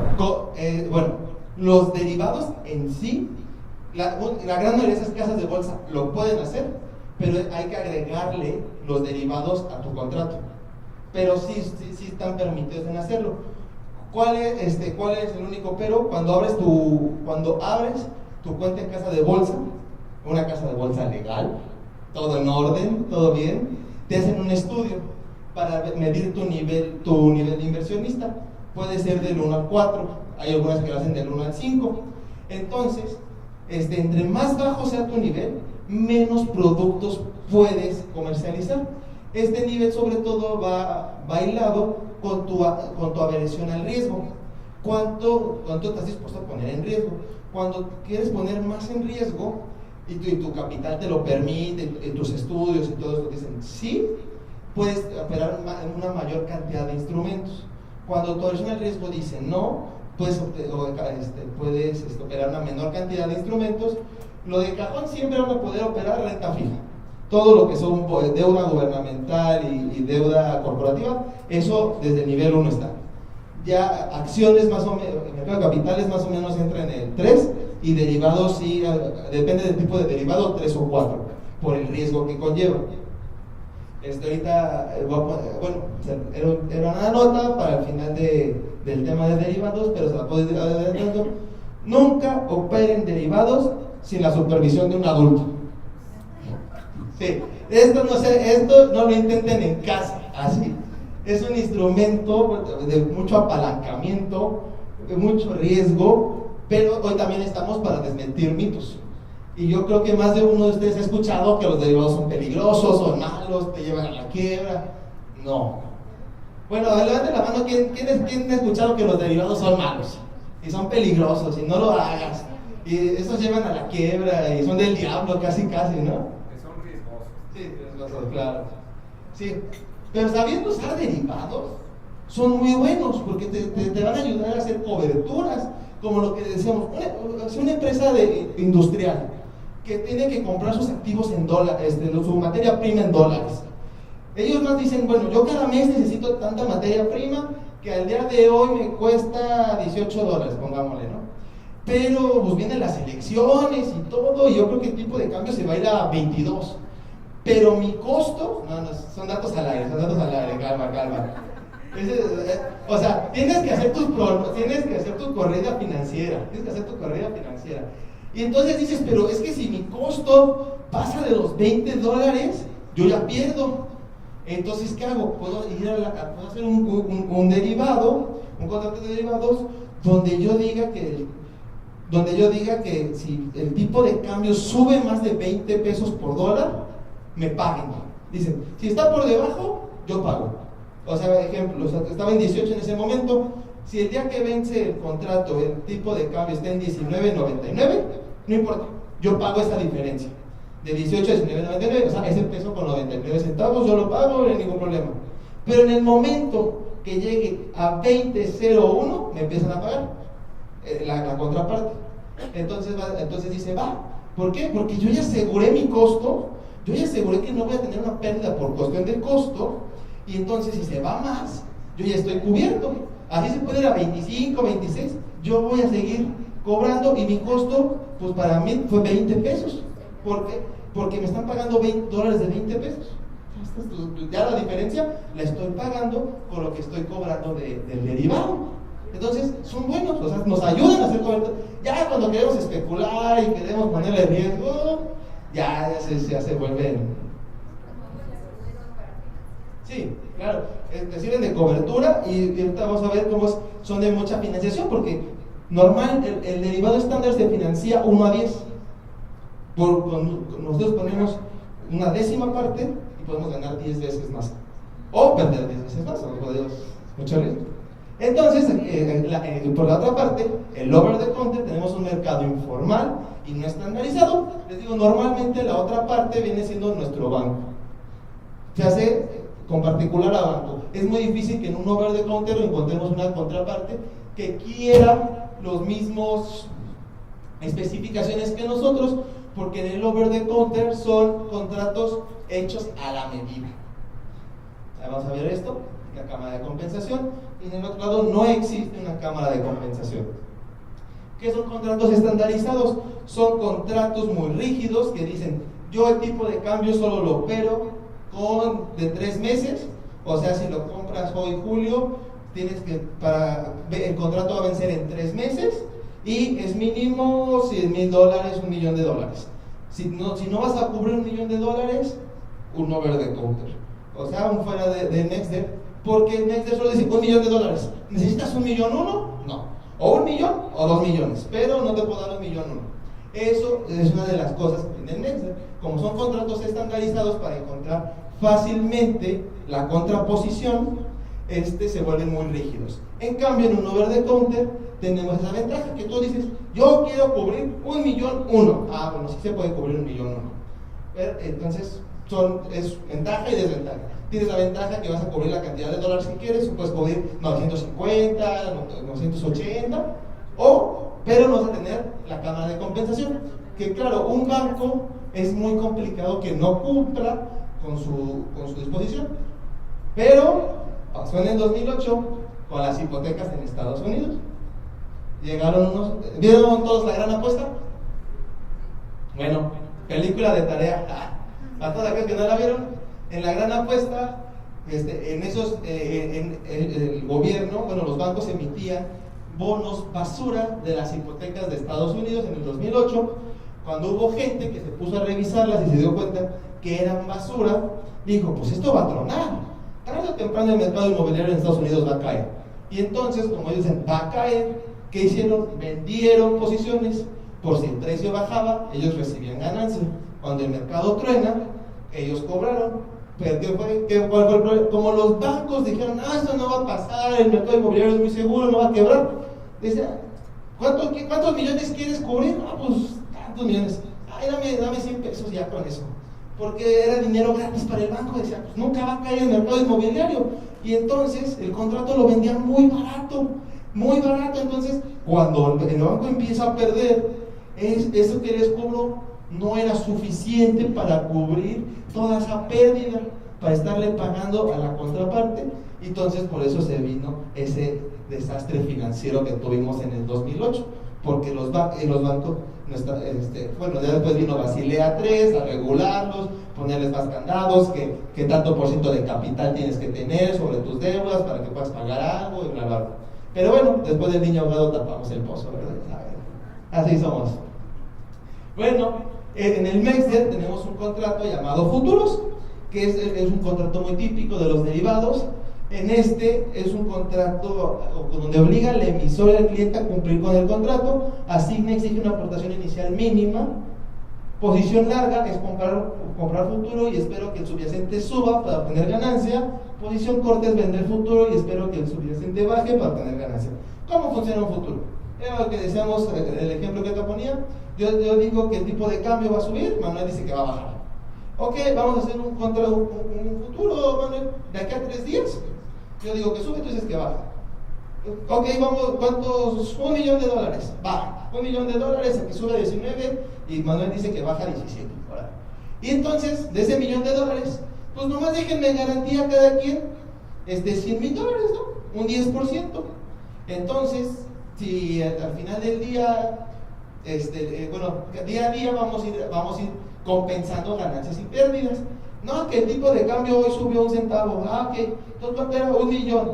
Por 1 centavo, pues decía, me debes $1 millón de centavos de dólar, ¿verdad? Ya transformados más o menos son como 100,000. 10,000. Ok, entonces voy a tomar los $10,000 de Manuel y me los van a dar a mí.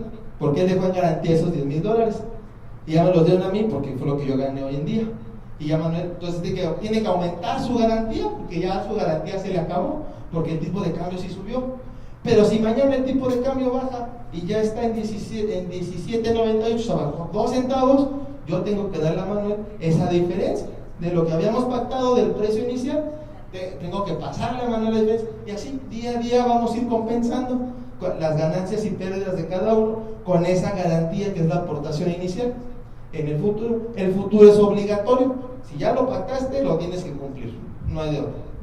Puedes hacer una cancelación más adelante que pase el 99% de las veces, ya que normalmente cuando tenemos un mercado estandarizado, al final del plazo del futuro se entrega el activo en físico. O sea, si hiciste sobre $1 millón, te entregan $1 millón físicos. Si lo haces sobre petróleo, te entregan tus barriles de petróleo. Si lo haces del cobre, te entregan tus toneladas de cobre. Pero como mucha gente usa los derivados como cobertura o especulativo, por eso el 99% de las veces se cancelan. Sobre todo en Chicago, esta es estadística. Es raro el contrato que llega a vencimiento.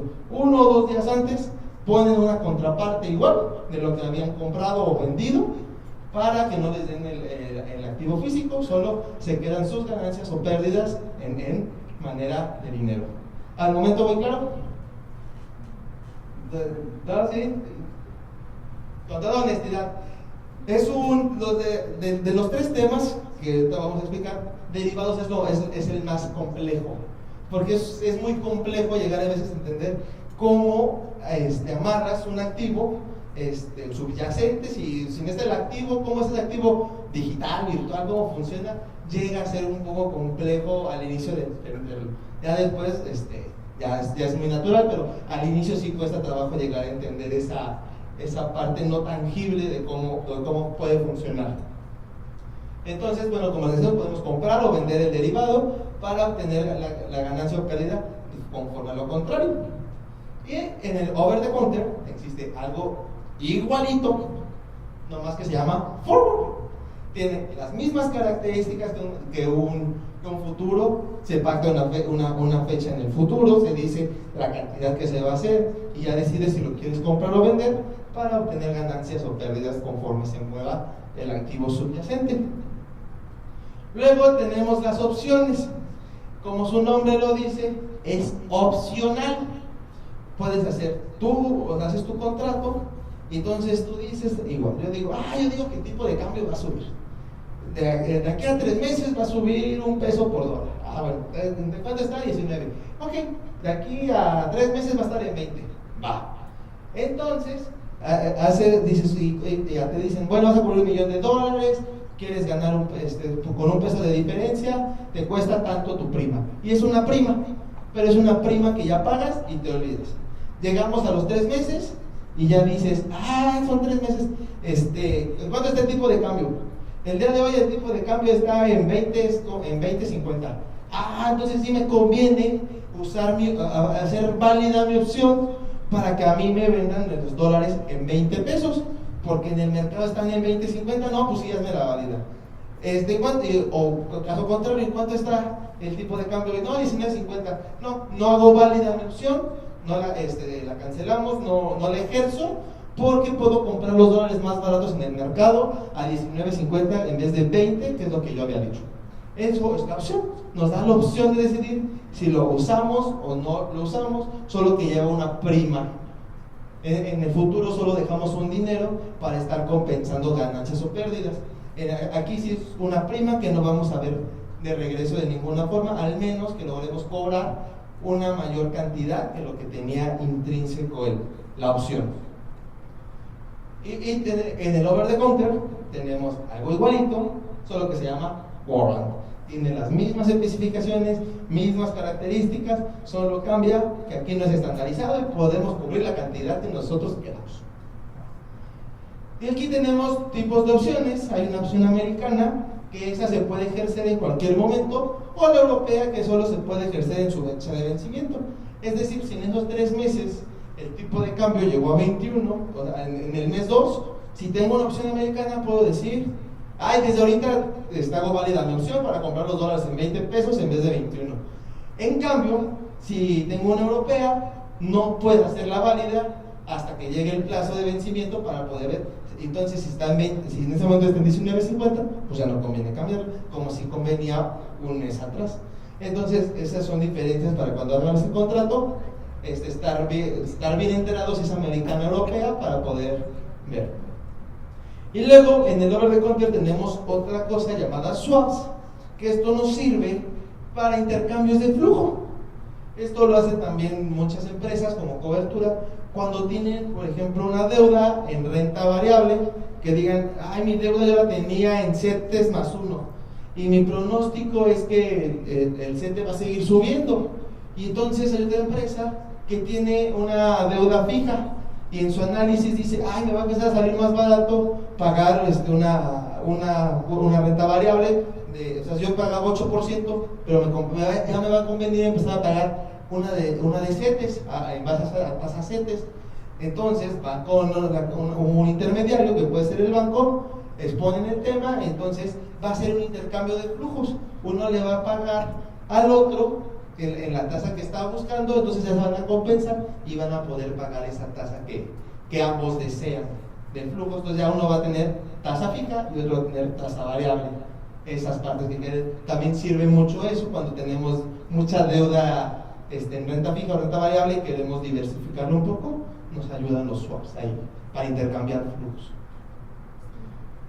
Y bueno, era parte del chiste. Beveridge Bank, un banco inglés muy añejo, por ahí del 1995, tenía 300 años, y llegó un amigo llamado Nick Leeson, y Nick Leeson dijo, yo creo que es momento de especular con derivados, ¿no?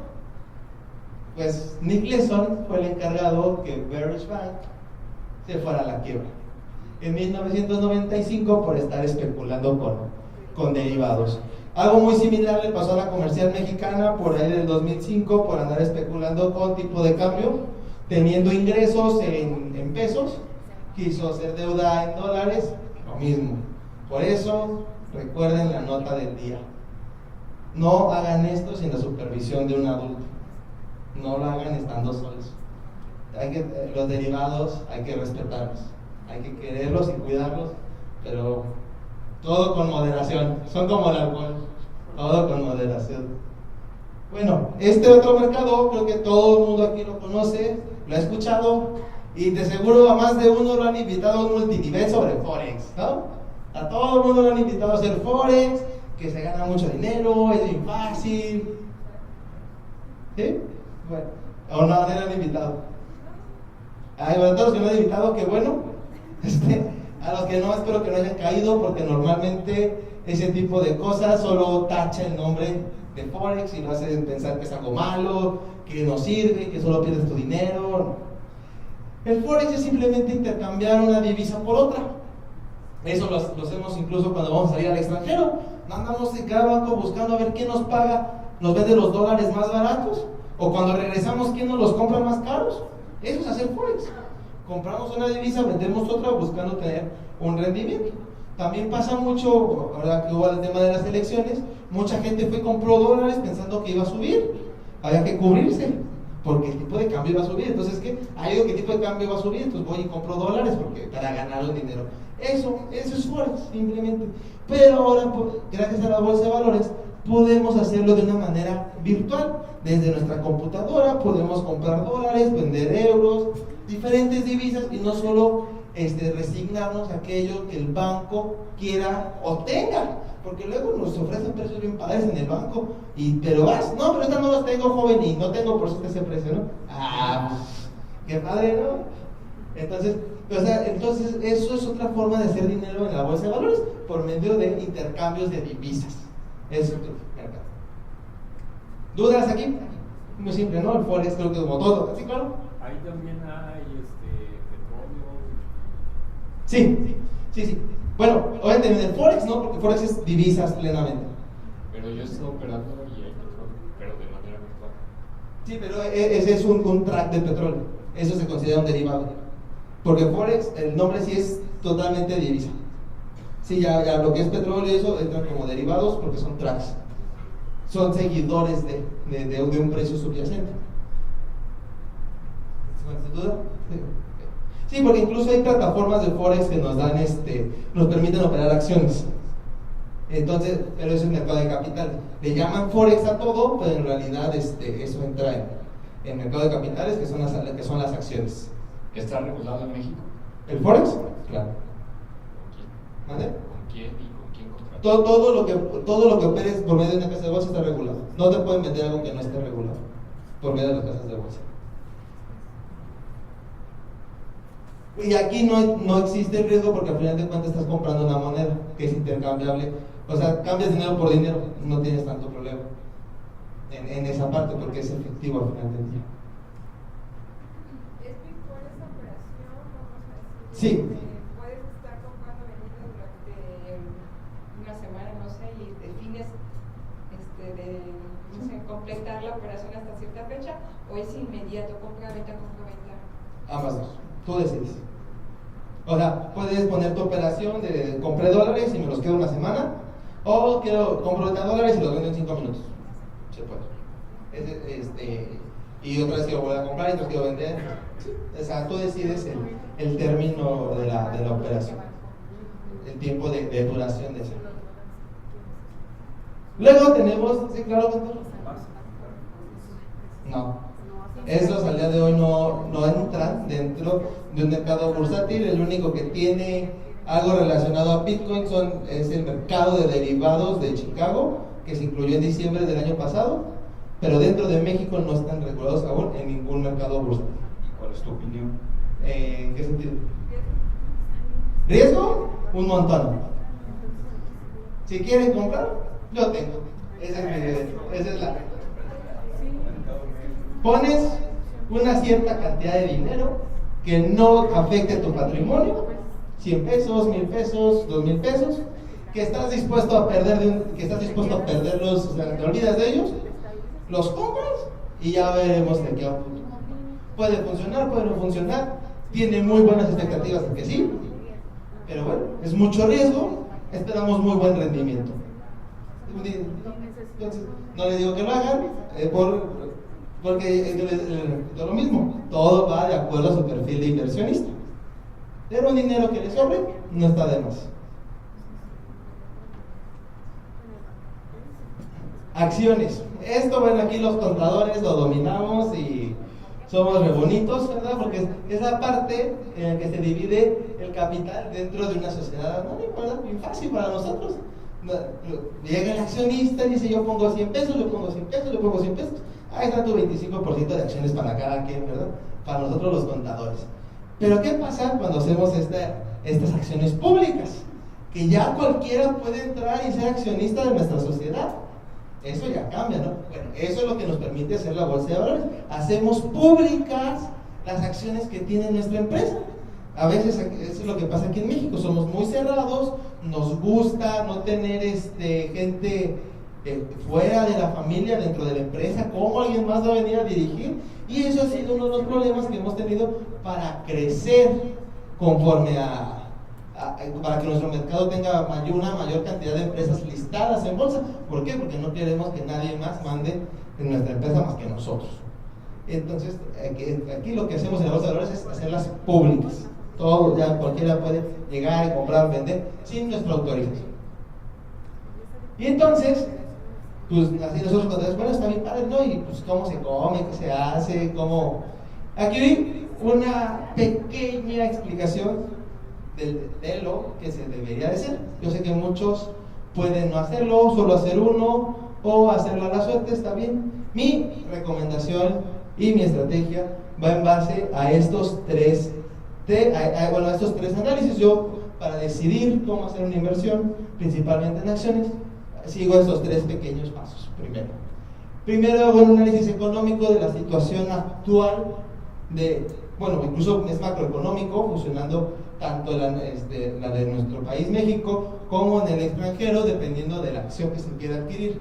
Hay que analizar perfectamente en qué países tiene mayor operación esa empresa, porque por ejemplo pasa mucho, un caso muy específico es Bancomer, aunque es un banco español, la principal fuente de esos ingresos está en México.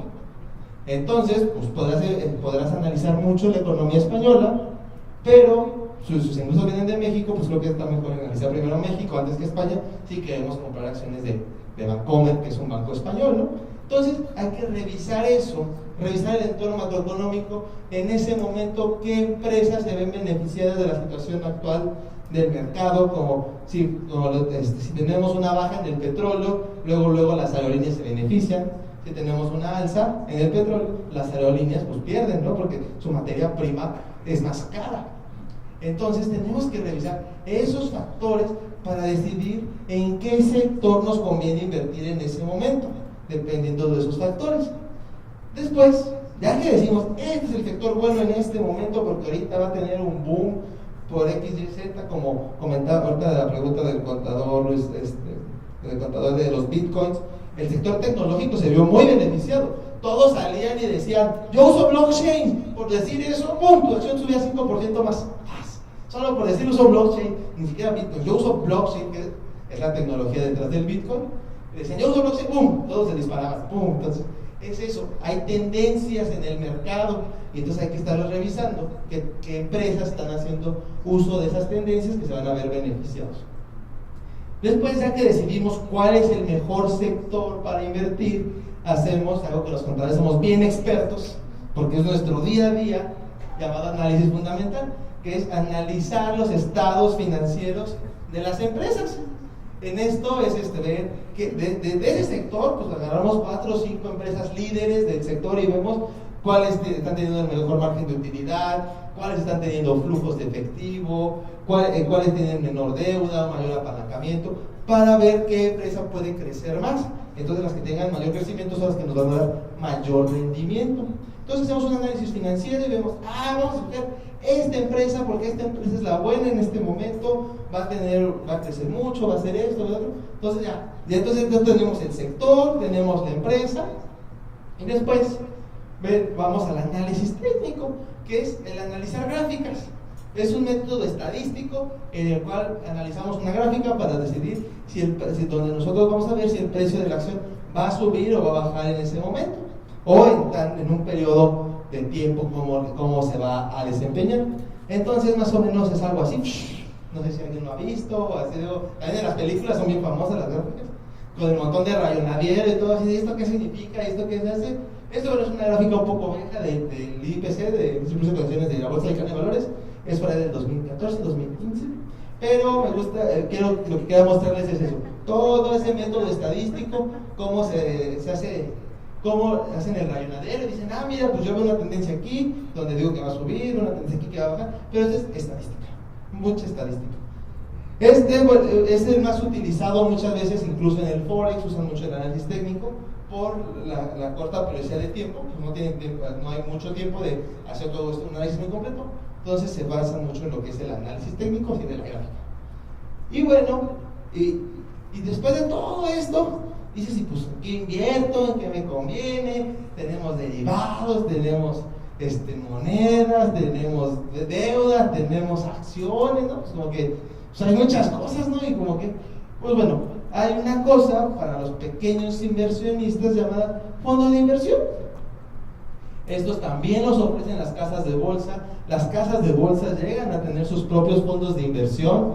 Entonces, los fondos de inversión es una empresa constituida con una sociedad anónima de capital variable, tiene un capital social mínimo suscrito y pagado de $1,000,000, cuenta con un solo socio fundador, sociedad operadora de fondos de inversión, sus acciones se registran en el Registro Nacional de Valores, está autorizada y supervisada por la Comisión Nacional Bancaria de Valores.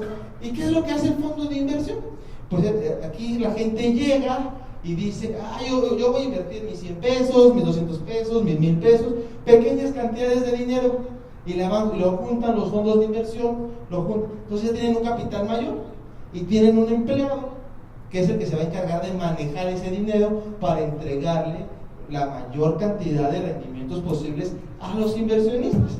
Entonces llegan así por pequeños inversionistas, dejan sus pequeñas cantidades de dinero y entonces ya este experto en el mercado va a decidir cuál es la mejor estrategia en ese momento, y entonces ya él va a poder, con ese capital ya creció, ya no son solo mis 2,000 pesos o los 2,000 pesos de Manuel, ya es un conjunto de muchos, podemos diversificar ese portafolio. Entonces esta es otra opción muy buena para todos aquellos pequeños inversionistas. ¿Una pregunta, duda? Y entonces, esa es la finalidad de los fondos de inversión, atraer a los pequeños y medianos inversionistas para que participen a través de un fondo de inversión en el mercado de valores, para que todos tengamos acceso. Esta es otra forma muy interesante de participar en la bolsa de valores. Y bueno, ya para concluir, cerrar, lo que más de uno se durmió, lo siento, es que me gustaría cerrar con dos frases de lo que es para mí el máximo inversionista en acciones del mundo y de la historia, que es Warren Buffett. Este señor tiene el poder de mover el mercado como pocos lo hacen. Él puede salir y decir, compren acciones de tal, y ahí vamos todos, ¡pum! Tiene ese poder porque ha hecho su fortuna a través del mercado de valores. Está entre los 5 hombres más ricos del mundo y lo ha hecho invirtiendo a largo plazo. Y él dice que el riesgo proviene de no saber lo que se está haciendo. Mucha gente entra al mercado bursátil buscando hacerse millonarios de un día para otro, entra en operaciones muy riesgosas, sin entenderlas, pues pierde su dinero. Entonces, por eso me gusta mucho esta frase cuando hablamos del mercado bursátil, de la importancia de saber en qué vamos a invertir, por qué estamos invirtiendo en eso, bajo qué estrategia, cuál es nuestro perfil, entender todo y para ver si ese activo si es el que nosotros queremos o no, o si es el que va con nosotros o no. Y otra frase muy importante de él: el tiempo es amigo de los buenos negocios y enemigo de los mediocres. ¿Por qué me gusta esta frase? Es lo que les comenté, con lo que yo abrí y les quise mostrar, que el largo plazo es muy productivo, muy bueno. Tú puedes abrir tu cuenta, metes tu dinero, haces un solo movimiento, y tu dinero, al haber hecho una muy buena decisión, va a crecer y crecer solo. Entonces, ¿Qué es eso? Aunque la bolsa el día de hoy vaya mal, el día de mañana vaya mal, por una noticia que X, Y, Z, no quiero decir que las elecciones, que realmente no han ido mal, se ha mantenido, no hemos tenido un desplome, pero que se va a empezar mal. Los negocios al final del día, los buenos negocios van a perder y van a seguir y seguir, y esos negocios van a estar dentro del IPC, y entonces van a crecer y crecer, y nuestro dinero con ellos, si nos hacemos accionistas de ellos, y entonces van a seguir. En cambio, si invertimos en una empresa que es mala, pues al final del día va a quebrar, y nuestro dinero se ve con ella. Entonces por eso me gustan mucho estas dos frases. Gracias por su atención. Dudas, preguntas, comentarios, reclamaciones, despierta el que se haya dormido, por favor. Gracias, Rodrigo. Y pues ya nos diste una paseo aquí por muchas opciones, pero quisiera que nos pudieras esto un poquito más accesible a los que somos primerizos en este tema. Vamos a suponer que yo tengo 10,000 pesos y los quiero invertir. ¿Por dónde nos recomiendas empezar para entender esto? Porque hay cosas muy complejas como los derivados, a lo mejor algo más sencillo y menos riesgoso. ¿Por dónde podemos empezar? Para una primera inversión, para empezar así a entenderlo, creo que pueden ir a lo que es el mercado de deuda. Van a tener un rendimiento bajo, pero van a empezar a ver lo que es el fruto de invertir dinero, porque van a empezar a ver cómo su cuenta crece. Pueden hacerlo 1 mes, 2 meses, 3 meses, en lo que se informan un poco más de lo que es el mercado de capitales, las acciones. Ya que digas, bueno, estoy listo para un poco más de riesgo, pueden tomar una parte de ese dinero que tenían en deuda y pasarlo a acciones. Y entonces empiezan a jugar con las acciones, a investigar de una acción, de la otra, y dices, creo que a esta le va a ir bien, porque mi análisis dice esto, esto y esto, entonces voy a invertir en esta. Y entonces van a empezar a ver, porque ahora sí que todo es a prueba y error, es práctica, porque tú puedes tener una forma de analizar al inicio y decir, voy a ganar dinero porque es un buen análisis. Pero a lo mejor cometiste algún error, y ese error lo vas a ver con la experiencia. Con la experiencia te va dando eso de que, mira, la vez pasada cometí este error porque no me fijé en tal dato, no me fijé en esto, me fijé en el otro, entonces ahora pues voy a evitar ese error y ahora lo voy a cubrir con esto. Voy a tomar más en cuenta, por ejemplo, tiene mucha deuda esta acción y por eso había perdido la vez pasada. Ok. Ese tipo de cosas con la experiencia las vas a ir obteniendo, entonces vas a ir perfeccionando tu análisis y te va a permitir tomar mejores decisiones conforme vas adquiriendo esa experiencia. Sí, o sea, nadie nacemos sabiendo y todo es así, a prueba y error, porque te vas dando cuenta. Ahora sí que la práctica es el maestro. Bueno, nada más en experiencia propia, ahorita mencionaste Cuspid.com. Esta opción, esta casa de bolsa, tiene una alternativa de prueba donde te regalan 1 millón de pesos virtual para poder probar de manera real el comportamiento de las acciones. Es que también podemos ahí, sin arriesgar, poder probar cómo funciona, ya que nos vayamos sintiendo seguros, ya le vamos metiendo dinero de verdad. Sí, claro, lo que nos comenta el contador Luis Adolfo, gracias, es por medio de un simulador. Hay muchos simuladores en el mercado, Actinver tiene uno, Cuspid tiene otro, Banamex tiene, donde te dan eso, dinero virtual, lo empiezas a mover y empiezas a ver cómo funciona. Entonces ahí vas a tener una curva de aprendizaje donde vas a evitar perder tu dinero. Eso sí, siempre en el simulador van a tomar decisiones más arriesgadas que las que tomarían con su propio dinero. Entonces pueden que empiecen a tener muy buenos rendimientos en el simulador, pero siempre piensen si esa decisión la tomarían con su dinero de ustedes. Porque, como dices, es dinero virtual, si lo pierdo no pasa nada. O sea, hay un mayor riesgo y empiezas a ganar muy buenos rendimientos. Cuando haces la transición, llega a haber ahí un periodo de bajos rendimientos porque ya no estás tomando ese riesgo que antes sí te animabas a tomar, porque pues no era tu dinero, al final de cuentas no ganabas ni perdías. Pero sí, es una muy buena opción la de contador Luis Adolfo, de los simuladores, para empezar a entender simplemente cómo comprar, vender y algunos análisis. Muy bueno, gracias por su recomendación. Sí, claro. Recomendación de inversión en acciones para este sexenio. Este sexenio, mira, el día de hoy sigo analizando la diferente cantidad de datos que me están llegando.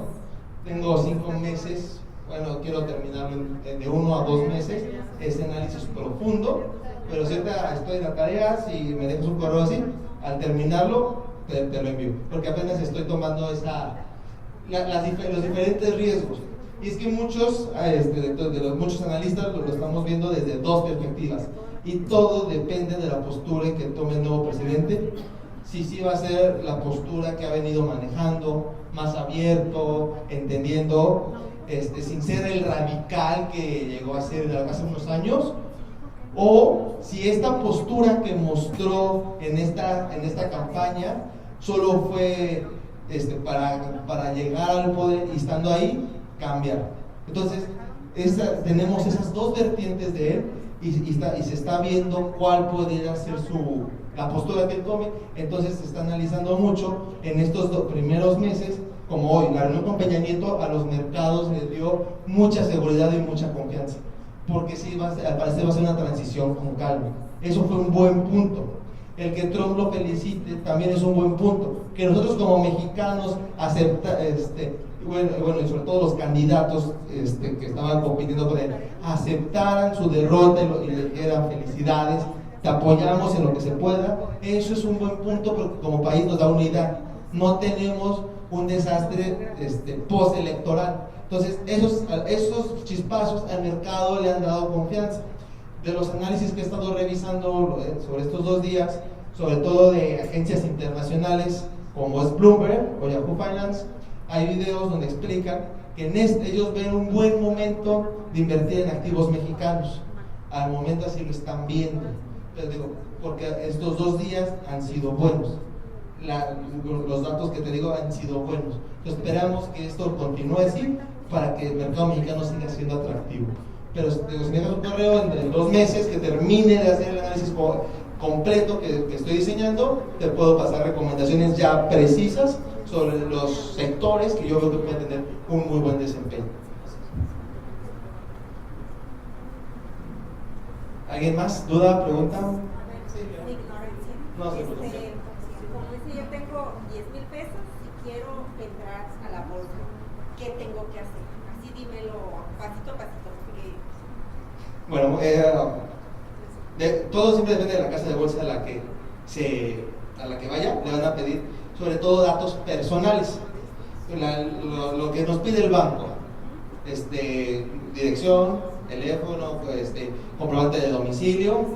Aquí la única diferencia que llega a haber luego con los bancos, en algunas casas de bolsa, no en todas, solo que son casas de bolsa, si es casa de bolsa y banco no tiene este problema, es que no puede llevar usted dinero en efectivo, todo tiene que ser bancarizado. Entonces le van a pedir los datos de esa cuenta del banco de donde usted va a traspasar los fondos, para ellos tenerla registrada, y ya sea usted por una transferencia o un cheque hacer Pero es personalizado, tengo que ir a la casa de bolsa, no lo puedo hacer a través de internet, no es como usted abriría una cuenta bancaria, es muy similar a eso el proceso. Digo, en algunas la diferencia es que no puede usar dinero en efectivo, solo bancarizado. Por cuestiones de lavado de dinero, no aceptan dinero físico si no es banco. Porque hay casas de bolsa que son casa de bolsa y banco, esas sí llegan a aceptar dinero en efectivo. Sí, pero es muy similar a abrir una cuenta de banco. Rodrigo, estoy una observación ahí. Ya que abre la cuenta bancaria, ya puedo operar vía internet. O sea, no tengo que estar yendo cada vez que quiera depositar o retirar. Solamente la primera vez para abrir el contrato. Ya luego es a través del portal de la casa de bolsa. Sí, correcto. Firma contrato y listo. Sí, ya después puede nunca volverse a parar ahí. Solo cuando quiera retirar el dinero. O incluso se lo hacen hasta por transferencia si quiere. Sí, solo la primera vez. ¿Alguien más? ¿No? Le cedemos el micrófono a Norma. Muchas gracias, Norma. Muchas gracias, Rodrigo. Yo creo que todos te vamos a dejar nuestros correos. Adelante. Nos a todos el tip de tu análisis. Adelante. ¿Qué dijiste, que en 2 meses? Yo espero terminarlo en 2 meses. Sí, está revisando, sobre todo el desarrollo que va teniendo. Eso es lo importante, qué postura empieza a tomar. Esa es la que le preocupa al inversionista. Bueno, pues yo creo que todos vamos a querer la recomendación de Rodrigo, el análisis. Y bueno, pues no sé, pero yo sentí como que el paseíto muy interesante, muy proactivo para los que no tenemos tu experiencia en el sentido de estar tan de cerca. yo creo que nos abona mucho, rompe con los temas que estamos acostumbrados en nuestro día a día de fiscal, de contabilidad, de auditoría. Y bueno, muchas veces nuestros clientes se acercan y nos preguntan cosas y estamos inmersos en ese ámbito. Y más allá de nada más con nuestros clientes, en despachos o en empresas, pues prácticamente sí se vuelve una tarea personal importante de evaluación a cualquier edad, ¿no? Bueno, ¿por qué no hemos volteado a verlo? Y uno de los objetivos de la Comisión de Finanzas, que es una comisión pequeñita, pero que bueno, todos están invitados para el próximo bienio, que se pueda fortalecer la comisión, porque de eso se trata, de un grupo de amigos, colegas, que estamos intentando explorar otros campos, otros temas, y que lo podamos aterrizar.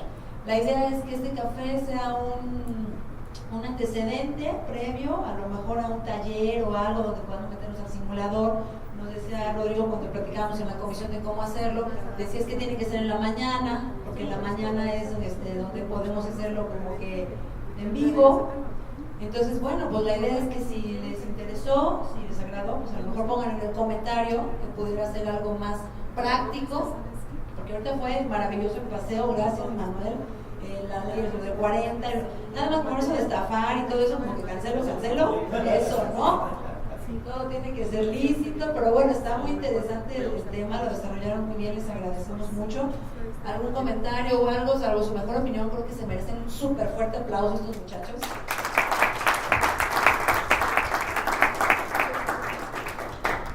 Yo creo que es importante lo que comenta nuestra presidenta de la Comisión de Finanzas, que los invitamos a participar. Estos son temas que a lo mejor nosotros como contadores no estamos acostumbrados a tener aquí en el colegio, pero para bien, Normita pues nos ha impulsado a todos los miembros de la comisión precisamente a ir desarrollando poco a poco estos temas, porque créanme, hasta por negocio, ¿no? Como lo comenta Norma, en el sentido de que los clientes siempre es una duda, oye contador, ¿y qué hago con mi dinero, no? Entonces, yo creo que nosotros vamos a comenzar a trabajar estas plataformas directamente, como bien lo dice también el contador Luis Adolfo, en el sentido ya en la vida propia, en nuestra experiencia personal.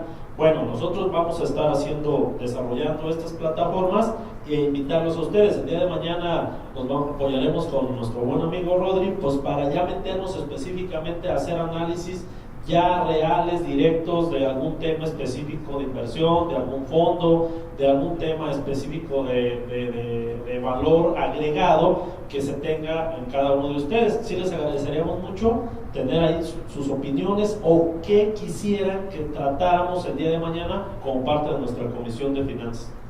Y pues muchas gracias por su atención. Muchas gracias, y sin más preámbulo me voy a permitir entregar los presentes reconocimientos. Que a la letra dicen: el Colegio de Contadores Públicos de Michoacán AC, afiliado al Instituto Mexicano de Contadores Públicos, otorga el presente reconocimiento a CPC Manuel Matarrubio por haber participado como expositor del Café Técnico de julio de 2018. ¿Por qué no te atreves a invertir en la bolsa? ¿Sabías que puedes invertir de 100 pesos? Morelia, Michoacán, 3 de julio 2018, valor para DPC 4 puntos. Muchas gracias, Manuel.